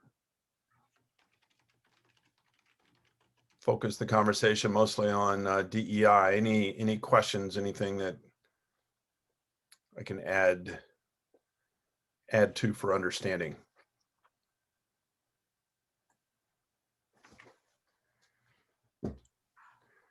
Okay. Rick, are we gonna fill out that grid under leadership behaviors, openness, conscientiousness? It's an yes, but I'm looking for, once I show you what they mean. Oh, okay, we haven't gotten there yet. Yeah, we haven't gotten there yet, and yeah, I'll explain it when we get there, because we'll get there in a couple of slides actually. But yeah, it's there for ideas around how you apply it to your work, not just the definitions. So yeah, we haven't gotten to that yet. Any other questions before we jump into this, the world of behaviors? All right. So we've spent a good bit of time talking about attitudes and the importance of attitudes, and specifically around DEI. Now we're going to talk about behaviors, because as we saw from the first slide, are what we believe we think and what we think we do. And so now we're going to spend the last hour here talking about behaviors and what we do, because that's what people see. That's the personification, if you will, of all the other things that we've talked about, where our values, where our attitudes all filter up into what people see us do. And so, it's kind of like the iceberg, metaphor, if you will. What we see below the waterline is, by some argument or by some measurement, is 95% of the iceberg itself is below the waterline. So when you look at, attitudes, values, beliefs, all of those things below the waterline, but what's above the waterline is the behavior, what people see us actually do. And so behavior, by definition, pretty straightforward, way we act and conduct ourselves, especially towards others. And then we look at this thing called personality, defined as the sum of past behaviors and the impression we make on others. So it's that collection of behaviors that people see that ultimately forms what people's impression of us formed through our personality. The graphic you see it's commonly referred to as the Big Five. Research has told us that there are really 5 moving parts to our personality, and those behaviors that relate to openness, conscientiousness, extroversion, agreeableness, and neuroticism. And so we'll look at examples of each one of those on the next slide, but it gives us a way to classify, if you will, our behavior. And only, much like the DISC, which is a behavioral assessment as well, only to look at, if we can classify it, then we can make a determination that we talked about in January. We can make a determination is this helping me achieve my goals, or is this somehow holding me back from achieving my goals? And so it's not to say that, hey, if we're if we're a certain personality, then we're kind of stuck with it, if you will. Although a good bit of personality, as we saw from the statistic, much of it is formed in those formative years. That's not to say we can't make tweaks to it in our adult years, but it does give us a sense of who we are, personality, so that the behaviors are going to start to make some sense. So as we look at the big five, here are some examples of what that looks like if you're high on the scale or low on the scale. And so the chart that I've given you at the bottom of page 4 is what I'd like you to do as we go through each one of these is to not just write down what's on the slide, because you'll get this slide once we're done. What I'm looking for here are examples in your world.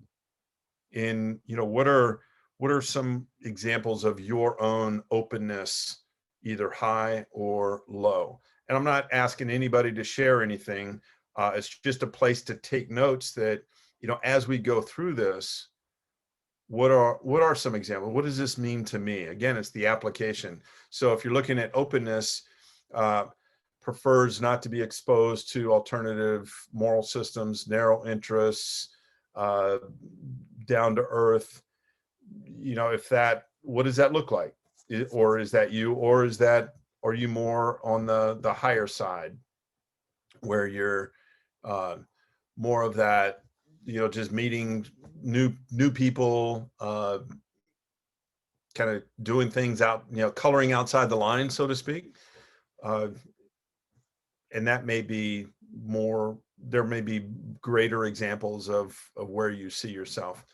So that's this idea of openness. One could say, are you open to new ideas? An example, I mentioned earlier, I'm a bit of a contrarian. It just comes easy. So I'm very much open to new ideas. It's funny, when I read this, I remember when my oldest son was a teenager.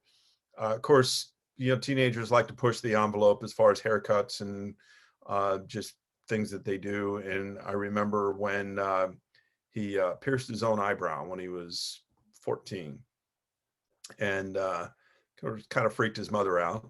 But when I came home, I basically said, "Hey, looks good." Said nothing more. Didn't quite get the rise he was looking for, but I learned a long time ago, being in high school in the 70s, that when we all grew our hair long, because that was the thing to do, it's hair. It's not that big a deal. It grows back. We can change the color.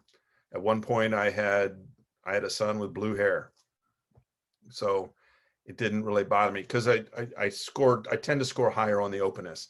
So what might be some examples in your world of this idea of openness as a behavioral trait? And it doesn't necessarily have to be an example of yours, but maybe an example that you've seen. So what are some examples of openness, that either high or low, that you've seen?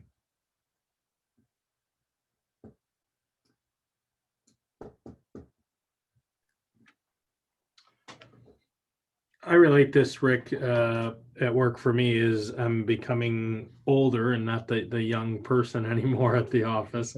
But you see a lot of new, fresh ideas coming in with the younger crowd. And for me, it's the openness not to be so rigid and think that there's one way to do it right, that there's other ways to approach things. And oftentimes I find efficiency in the way they do things. So that to me is what openness is here. Okay. I think that's a great example, as it applies specifically to generational diversity, if you will. And I've mentioned this in many of the presentations that I've given on generational diversity, is, many times because they're more comfortable with technology, for instance, or they're more comfortable with, just looking at the world a little bit different, that there may be some great ideas in being open to those. Okay. Another example.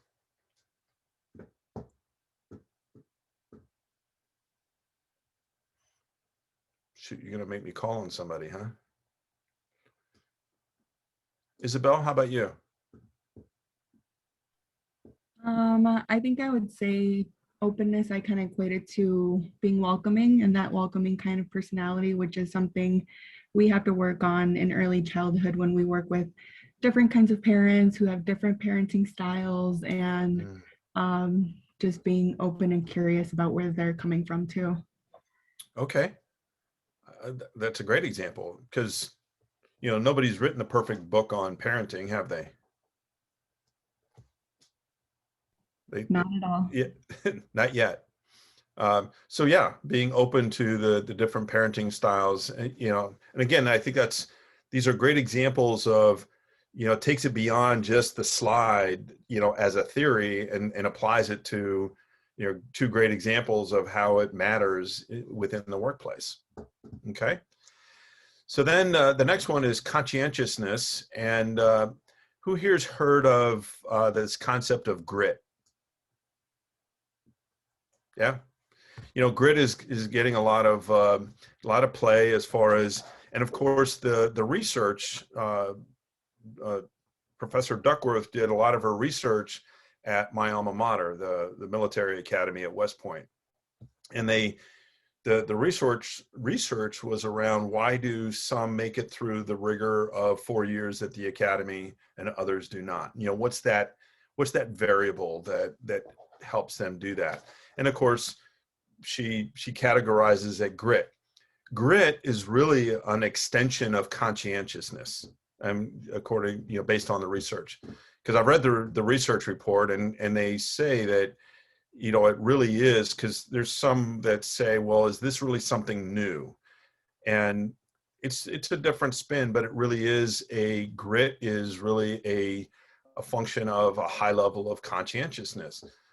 This idea of hardworking, you know, persevering, being self-disciplined, being able to, you know, not necessarily relying on others to motivate you, that you can do this on your own.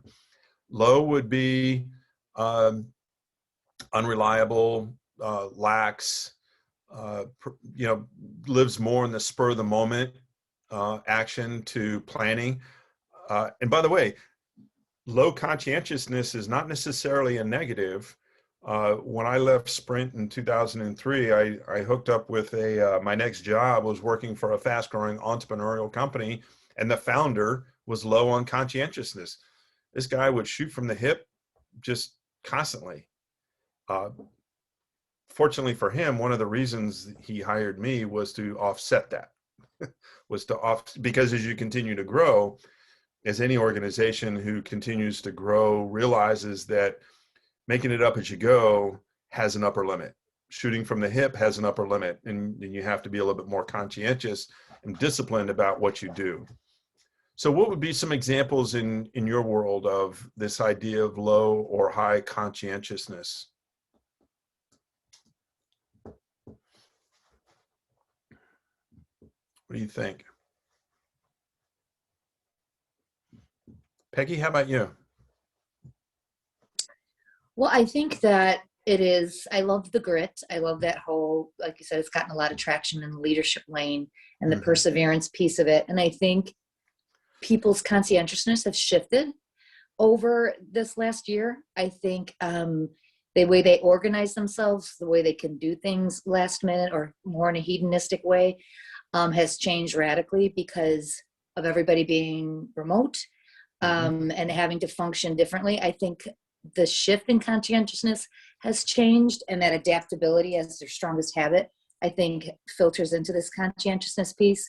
So if you're talking about your old leader that was spur of the moment, you know, kind of off the cuff a lot, the fact that he recognized he needed a counterpart is that adaptability piece. But there's no way you can be a conscientious leader and always be hedonistic, right? So you need to be constantly flexing in that lane, I think, and really surrounding yourself with people that can complement everyone's different level of conscientiousness and grit.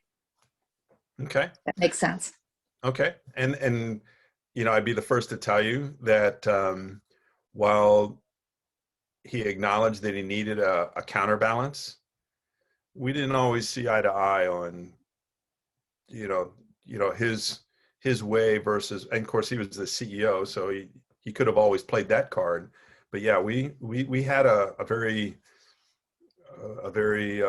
agree to disagree relationship over the course of the year and a half that we worked together. So it wasn't always easy, but we made it work. We grew, we grew a company that was at 30 million when we started to 108 million when we left. So and I think that goes to the grit piece, right? It's not supposed to be easy, right? You're just supposed to persevere and keep flexing, right? Exactly. But not in a, one of the things that we talk about perseverance is this idea, but not in a reckless way. In other words, persevere is one thing, but if you keep pushing against a no-win situation, yes, you're persevering, but you're also doing it in a very reckless way. That's true. If it's no win. So it's just knowing the difference. Yep. Okay, second example, or another example of conscientiousness in the real world, in your world. Lindsay, how about you?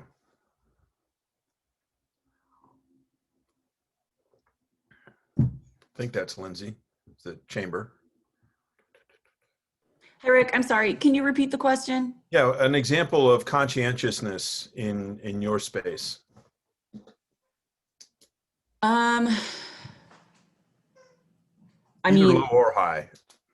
I think definitely high. I prefer to be on time for most everything. I'm pretty punctual that way. But I also, I probably fall somewhere in the middle, because then I'm looking at some of the low scores, and I think that some of the spur of the moment stuff is just kind of more innate to the event world. So is it possible to just fall somewhere right in the middle of that? Oh, sure. It is. Yeah. And it is a continuum. That's why we show both the high and, the extremes. Sure. Typically, and a lot of this shows up in, if any of you have ever taken the Myers-Briggs. Myers-Briggs is a personality assessment. And that's typically how the results are shown on a continuum of extreme left, extreme right. All right. So conscientiousness. Now we talk about extroversion, and of course, extroversion is something that we're all directly familiar with, because it was one of the dimensions that created the DISC. So we looked at the scale of the D and the I being on that extroverted side of the scale versus the S and the C, which is on the introverted side of the scale. So when we look at, and once again, we can look at neither one of these. When you look at the scale, low extroversion or introversion, enjoying a quiet evening, to extroversion being, fun-loving, apparently what Susie used to be. I'm just saying, or in a previous life. So, and I've worked with leaders on both sides of this scale very successfully, as very successful leaders. So what would be some examples of where extroversion, extroverted behavior, high or low, has as a part of what you've seen in the workplace? Megan, how about you? Oh, sorry. Did somebody step in? I did. Okay. I just wanted to chime in on this one, because working in a library, I'm surrounded by introverts. Librarians, for the most part, or people that are called to that profession, tend to be introverts. Okay. And, when I think about that, I don't necessarily think that they're not social, that they're, completely into themselves. They bring, from what I see every day, a thoughtfulness to everything that we do. And, you know, as far as this particular segment, they, you know, bring, you know, more thought into, you know, knowing, for example, in the library world, what our customers are looking for. And, you know, I think that is an asset rather than, you know, a hindrance as far as being, you know, more on the introverted scale. Introverts are very thoughtful. Yes. Kathleen, I love what you just said. And I also feel like, you know, it's not necessarily like being a quiet person versus being a loud person. I feel like I sometimes just need to recharge by being quiet and reading, or I'm into embroidery. So like personally, you know, the way I recharge my batteries is by doing quiet activities, quiet hobbies, just, you know, a little bit more internal things. And maybe that's also like being lost in deep thought or reading or whatever that might be. But professionally, like I'm very extroverted. I get that fill of my extroversion, like recharging my batteries by being around people from my professional life. But personally, like I am definitely more an introvert. When I go home, I'm like, okay, I've had my fill of, you know, surrounding myself with people and getting energy from them and being like in the center of all the action. And then when I go home, I'm like, okay, this is a nice balance. Like now the introvert comes out when I get home. Sure. So I think like you can kind of be, you know, like we were talking about earlier, on a spectrum of this, but like to me professionally I'm an extrovert, but personally I'm an introvert, and I like the way those things balance in my particular life. It's also one of the ways that we look at in the DISC. One of the reasons I like this particular version of the DISC is we get a sense of that as we look at the natural and adaptive behavior. So we get a different profile, you know, whether we're in that environment where we know we're being evaluated and you know, we're being judged, not in a negative way, but you know, people are watching how our performance is at work, but at home, not so much. I would also add too, under this extroversion, it makes me think in particular of the CEO that I work for right now.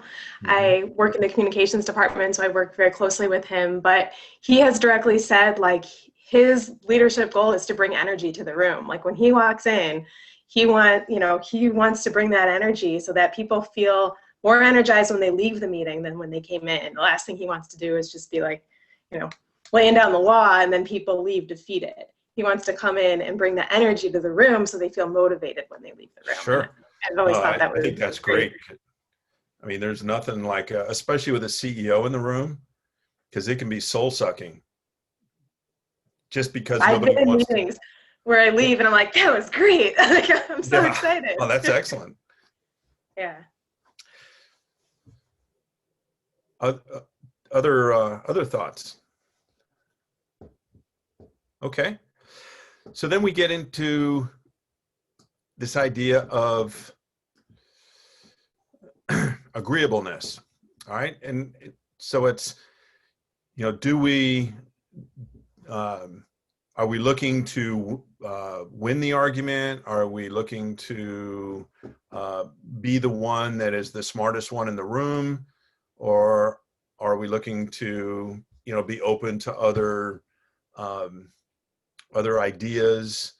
But on the, you know, can we be forgiving, or can we, you know, how do we handle conflict? I guess would be a short way to look at it. How do we handle conflict? And so, you know, I think this idea of agreeableness has really hit home in this, especially over the last part of last year during the elections, where now we find ourselves where, you know, it almost appears that agreeableness has gone out the window, and we fight behind social media. So we're not really looking at, are we acquiescing too quick so we don't get caught up in the whole, the world of trolls, or, how do we handle that? So, as we look at the workplace now, how does agreeableness, either low or high, perpetuate itself in your world?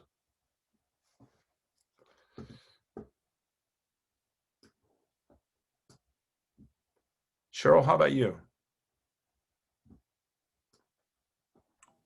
So I was thinking kind of on the spectrum here. For me, this is a hard one. I don't really like conflict. And so I tend to, I'll try to take responsibility and move forward. But I remember a time though, early on when I was at the Y and I was meeting with one of our leaders, and she basically said, I think she picked up I was just saying yes because I wanted to be agreeable. Mm-hmm. And she said, Cheryl, you can say no, like you can question this, right? And it was kind of a moment of, wow, okay. Yeah, I don't always have to just be agreeable because the boss said so. Like, what can I contribute to change, or my suggestions? But I think it can be hard sometimes, like when you kind of know the decision's already made, and so it's like, is there room for other ideas? So for me, like this is a tough one. I fall like I just see that spectrum for me of kind of going back and forth in this area. Sure. Well, I like the fact that you brought up this idea of behaving as if the decision was already made. You'd be surprised that, and in some cases it is. I mean, in some cases the leader's just looking for validation that they made a good decision. But you'd be surprised at how, and that's an attitude, right? That's an attitude, going back to, the last hour, an attitude. If that's what you think, then that's how you're going to behave. But when I challenge it, I find more than half the time that attitude or that belief that the decision's already made, so what the heck, is not true. It just seems to be maybe it happened a couple of times, and so it becomes a prevailing attitude that, well, they're just asking me to validate a decision they've already made. So that's a good example, and thank you for bringing that up as an example of where sometimes the attitude drives a behavior that may or may not be in alignment with reality. Right. And I think it goes back to the earlier conversation about our bias and what we heard. And so it's like the boss is always right. You know what I mean? Like the boss said so. That authority, like that's the bottom line, versus, seeing yourself as an equal, thought partner, if you will. So I think some of that for me comes up into those unconscious thoughts too. Sure. And it's one of the reasons why I coach leaders to be aware of that. Mm-hmm.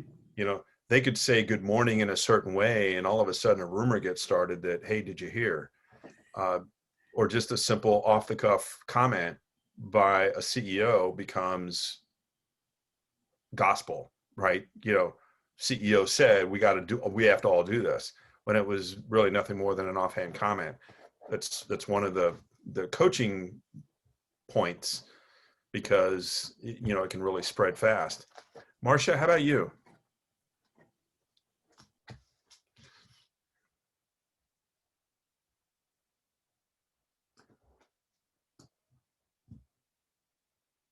You're on mute, Marcia.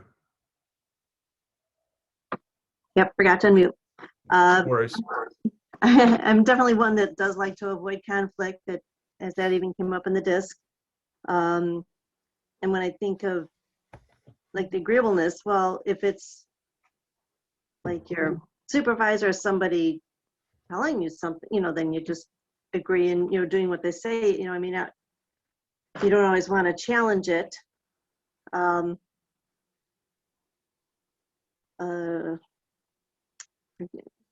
well, let's see. I'm trying to. But yeah, you can,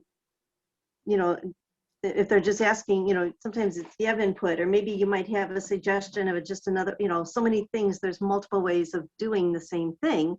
Right. And, you know, two different people could do it two different ways, but come to the same result. And, but, you know, you may know a different way or might have a suggestion. And so it's, rather than just agreeing when they say, oh, here, do this, you know, it could be beneficial to suggest or say, oh, well, there's this other way that, you know, we could find this out. Oh, okay, yeah, that's a good idea. Try that. So, I mean, you do need to, it's good to stand up because it you know, could come up with another way, or it could be helpful to, you know, for the long run. It might be something that's more efficient or just another perspective that could be helpful.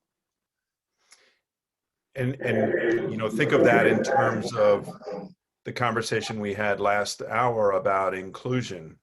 You know, if there's a conflict avoidance, can you see how that might interfere with attempting to create an inclusive environment?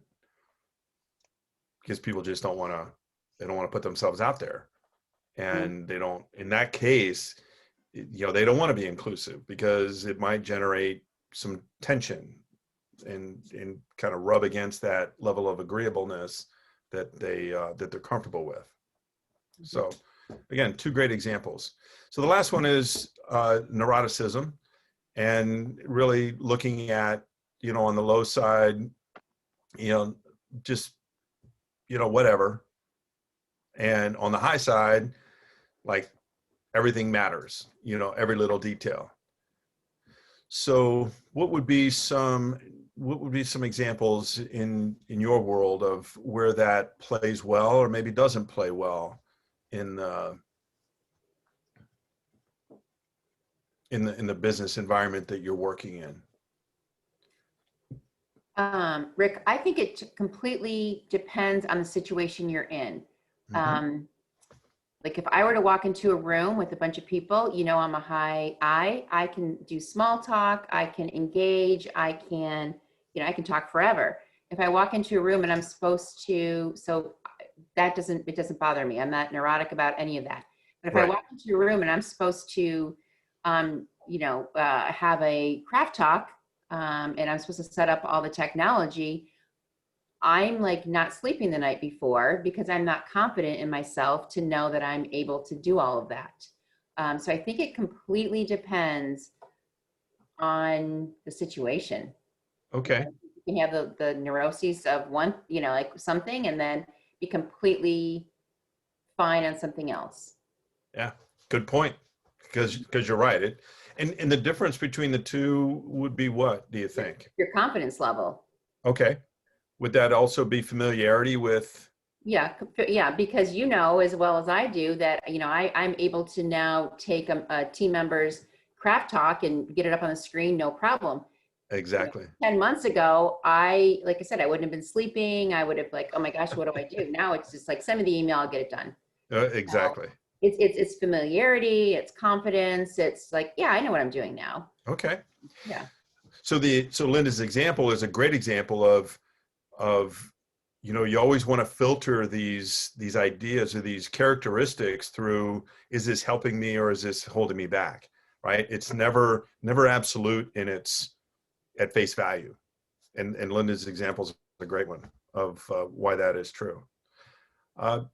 Shawnee, how about you?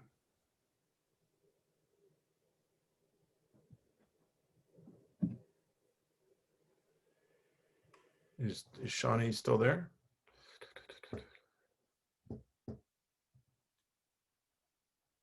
Sophia, how about you?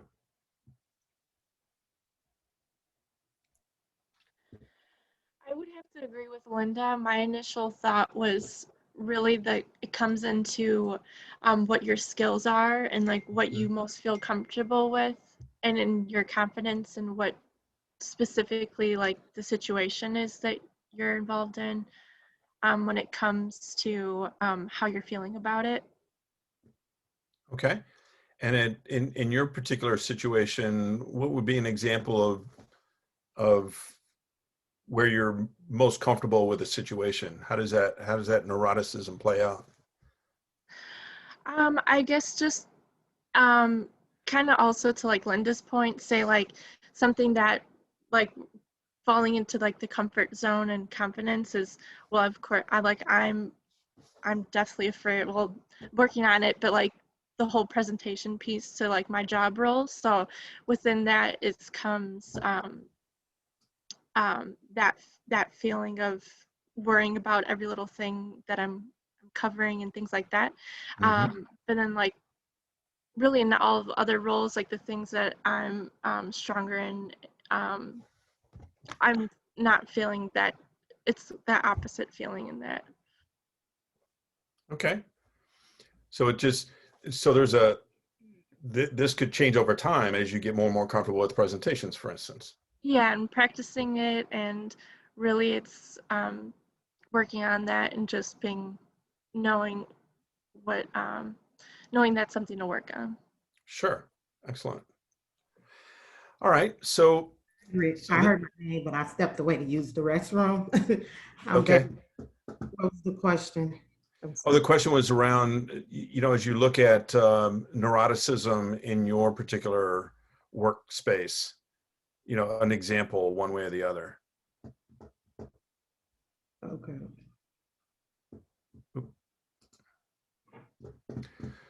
So, I mean, if you just got back, no worries. Well, we'll move on. All right. So, leadership behaviors. One of the common ways to look to categorize leadership behaviors is in the early studies was around this idea of a leadership grid, and it looks at, much like the DISC looks at introversion, extroversion, and people versus results. The leadership grid takes a similar look at, are you more focused on people or more focused on production? So it's just another way of looking at, the behaviors and where you tend to lean one way or the other. And the point being is that the most effective leadership are those that can really look at both equally, in the sense that they don't give up care of people or concern for people for results, and they don't compromise results for people. But looking at that, and this is just the link where you can go online and take the results and see where you stand. And when you get your results, you'll get something that looks like this. So this grid that basically takes, are you more concerned with people, or are you more concerned with results? And so obviously, if you score low on both, it's what they call impoverished. You might want to consider being an individual contributor. If you're too high on the results, then you tend to lean towards that authoritarian compliance type of leader. However, if you get too high to the people side, it becomes more like a country club. Believe it or not, I worked in the military. I worked for a commander who ran this kind of an organization. We were the first ones to the officers club for happy hour. I mean, everybody knew each other. We were very social. First time we went out on an organizational assessment, we failed. We couldn't do our jobs as an organization. So there is a downside to that. So obviously, as the previous slide said, the most effective leaders fall into this team management world where they can truly balance the behaviors that take care of people at the same time as taking care of or accomplishing the mission. So given the two, which is more important, taking care of people or taking care of the mission?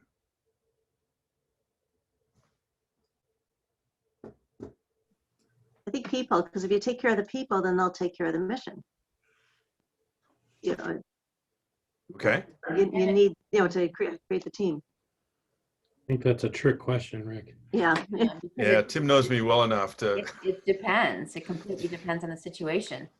It really is at any given moment, one's going to weigh out over the other.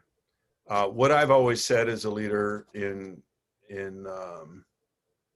just in my own leadership journey, I always treated it as 51% mission, 49% people. And I've made it very clear, it's, you know, not keeping it a secret to the team.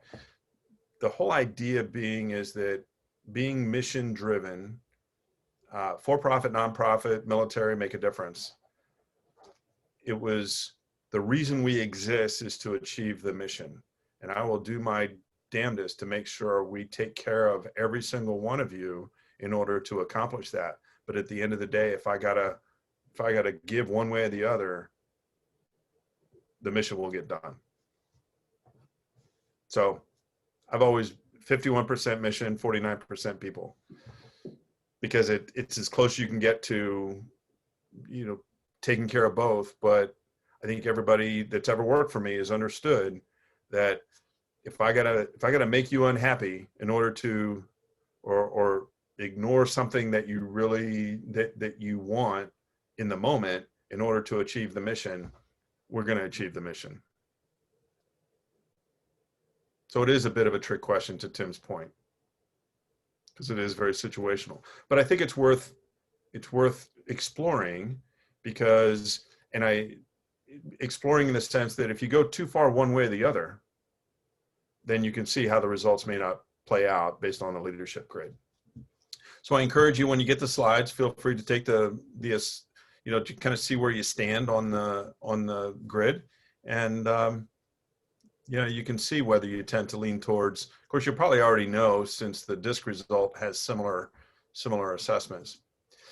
So the last thing we want to talk about here is this idea of competency models. Now, I'm sure that most of your organizations, and I know a couple of your organizations because I've worked with them either in the past or currently, have some level of competency models where they say, okay, here are the behaviors and skills that we want out of our employees. So the point is, and I've given you on page 5, basically, just for your own benefit, in the sense of using that space to look at what are my intrapersonal skills, interpersonal skills, and the two we'll talk about on the next slide.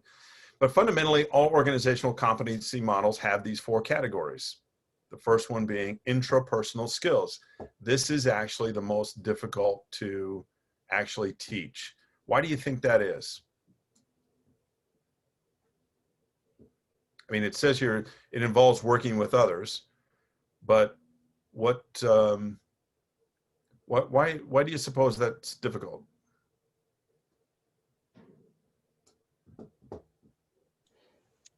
This is part of how we're wired by the time we're 5 or 6. So it's hard to teach, you know, later in life. You're teaching against habits, right? That habit of thought, that new behavior. And it's, you know, as we've said before, you can't erase that 77%. The only way to change that percentage is to add new. And so you add new through repetition and the like. And so it's, how many of us have given up on New Year's resolutions by, I don't know, January 8th?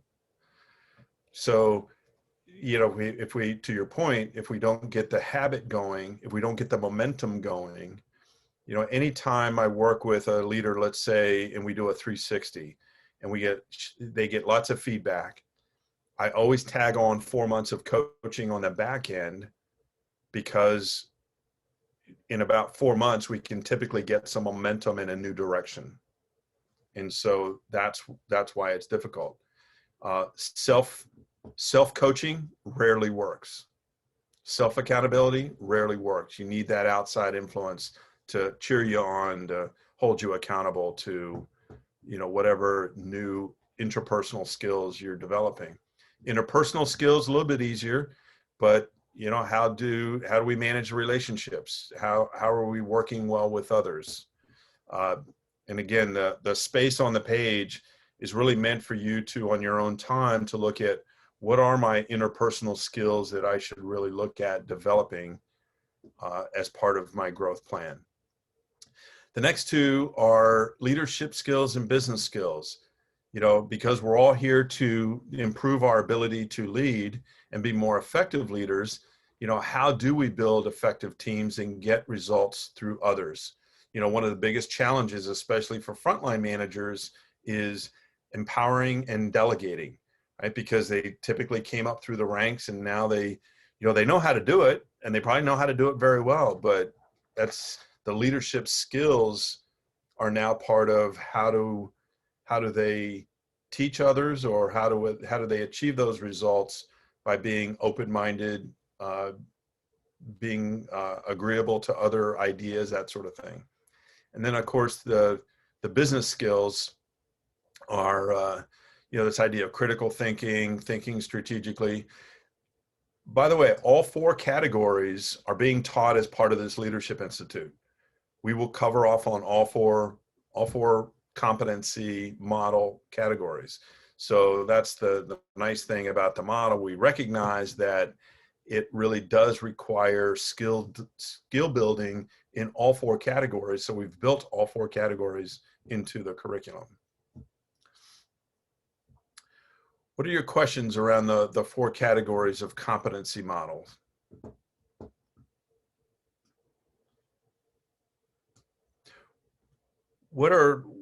Since a lot of the folks on this call are from nonprofits, I'm curious to hear, what are some of the key business skills that a nonprofit leader needs to know?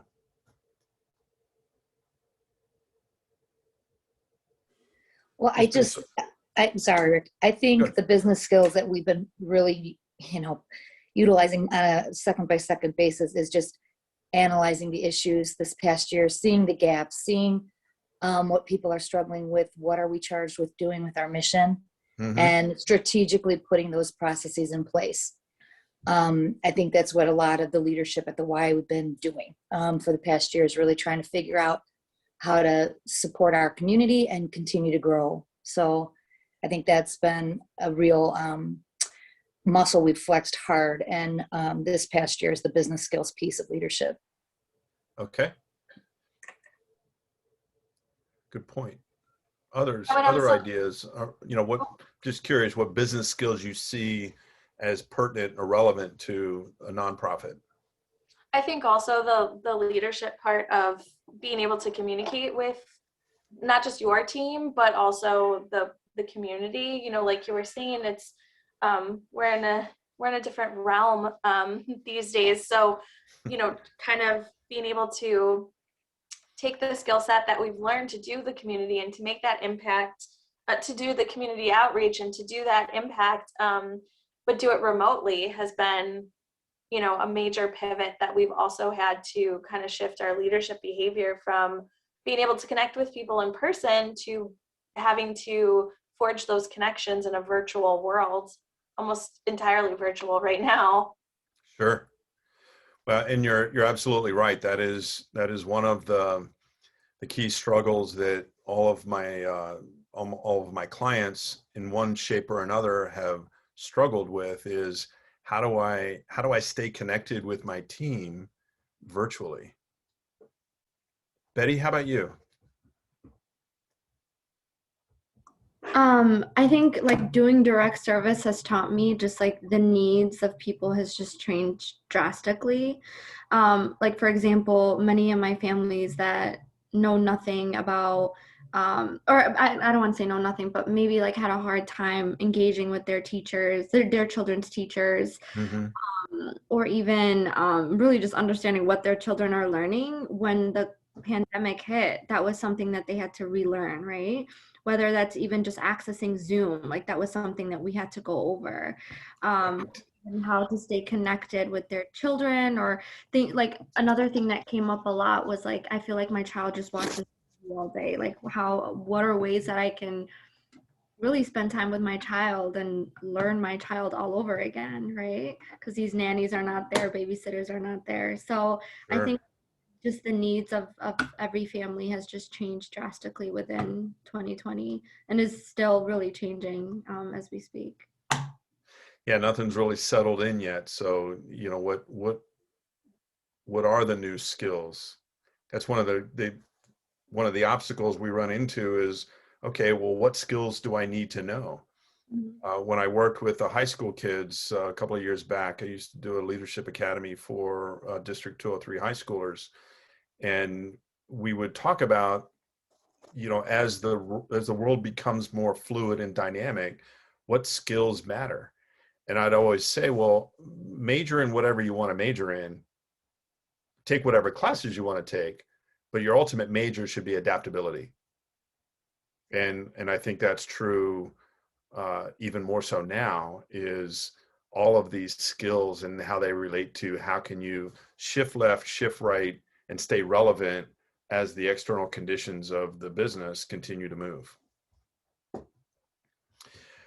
All right, so the last piece of this then is just a reminder, since we are talking about behaviors, you know, just to come back to the insights from the DISC Plus assessment, and this is from the DISC itself, as opposed to the values index, which was the other, but these are just the categories of information that you got. So as you look at how you behave, you can see where, you know, how does your behavior match up to your ideal job climate, your current job climate match up with what your deal is based on your behavior. What's your preferred learning style based on your predominant behavior? And then, of course, the communications insights, which will come into play, I believe, in May, as Tish takes you through 3 hours of effective communications. So the takeaway from this is don't lose sight of what the DISC provided you relative to your predominant behavioral tendencies, so that you really don't lose sight of that especially as you move into the next couple of months of classes. So, questions before we dive into the field work. What questions do you have on anything that we've covered today?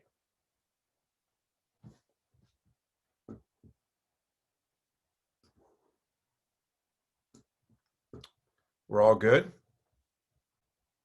Makes sense? All right. Yep. All right. I do want to say I appreciate how diversity and inclusion was included in this topic today. Oh, thank you. Yeah, I think it was a way to model some conversations that I believe should be ongoing. And presumably that gives you some ideas on how to maybe take it back and continue to have those conversations either inside and outside the workplace. So thank you for that feedback.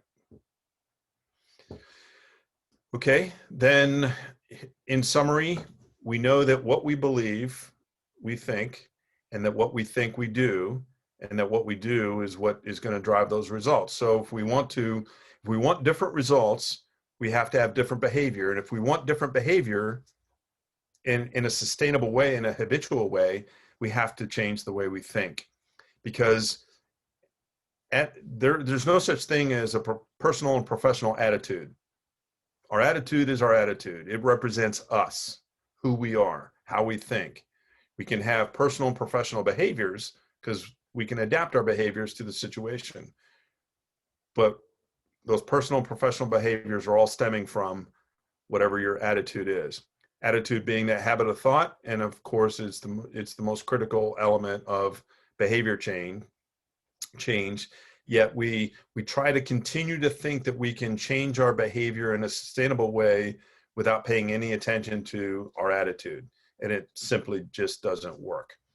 So we talked about inclusion being related to psychographics. So it's really that, coming to grips with this idea of psychographics as opposed to demographics. And then, of course, we talked about personality being that sum of behaviors in the behavioral conversation and the impression we make on others. So with that, here's your field work for the next 30 days. So based on our discussion and your current work environment, provide a tangible example of inclusion or lack of inclusion on your team, department, or organization. But we want to include in your response the attitudes and behaviors that contribute to or detract from that inclusion. Now, this can be a bit of a dicey assignment. And so I want to reinforce that whatever you provide is strictly confidential between you and I. But sometimes especially when we talk about inclusion and equity and diversity, we want to make sure that we're having the right conversations. So it's just a way, what I'm looking for is that connection between attitudes, behaviors, and the predominant topic that we're all faced with in our current workforce. So again, 2 weeks, and those that continue to participate will continue to get feedback from me as far as engaging and helping you really dive into, what makes it work. Or, like I said, if there's something that you see that isn't working, then let's use that as an example and maybe get some insights on how can we make it work. And then the next session that, again, I'm handing the baton off to Tish Thompson, who many of you met back in December, if you were in the session that we had there on goal planning and time management. One of the things I would give you a heads up to start thinking about, those that are in this for the entire 12 months, part of the program is going to be after Tish's goal planning and time management class, start thinking about a goal that you want to accomplish by the end of the program. Because those that participate in that part of it, that provide us with a goal, then Tish and I are going to split duties and actually provide some coaching along the way to those that identify and document a goal that they want to accomplish by the end of the program. So just be thinking about what that might be when you get together in April. Final thoughts or questions before we sign off for today?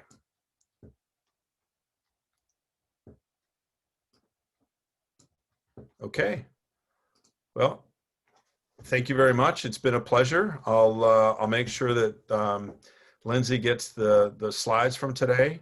And if anybody has any questions between now and when the assignment is due, by all means, let me know.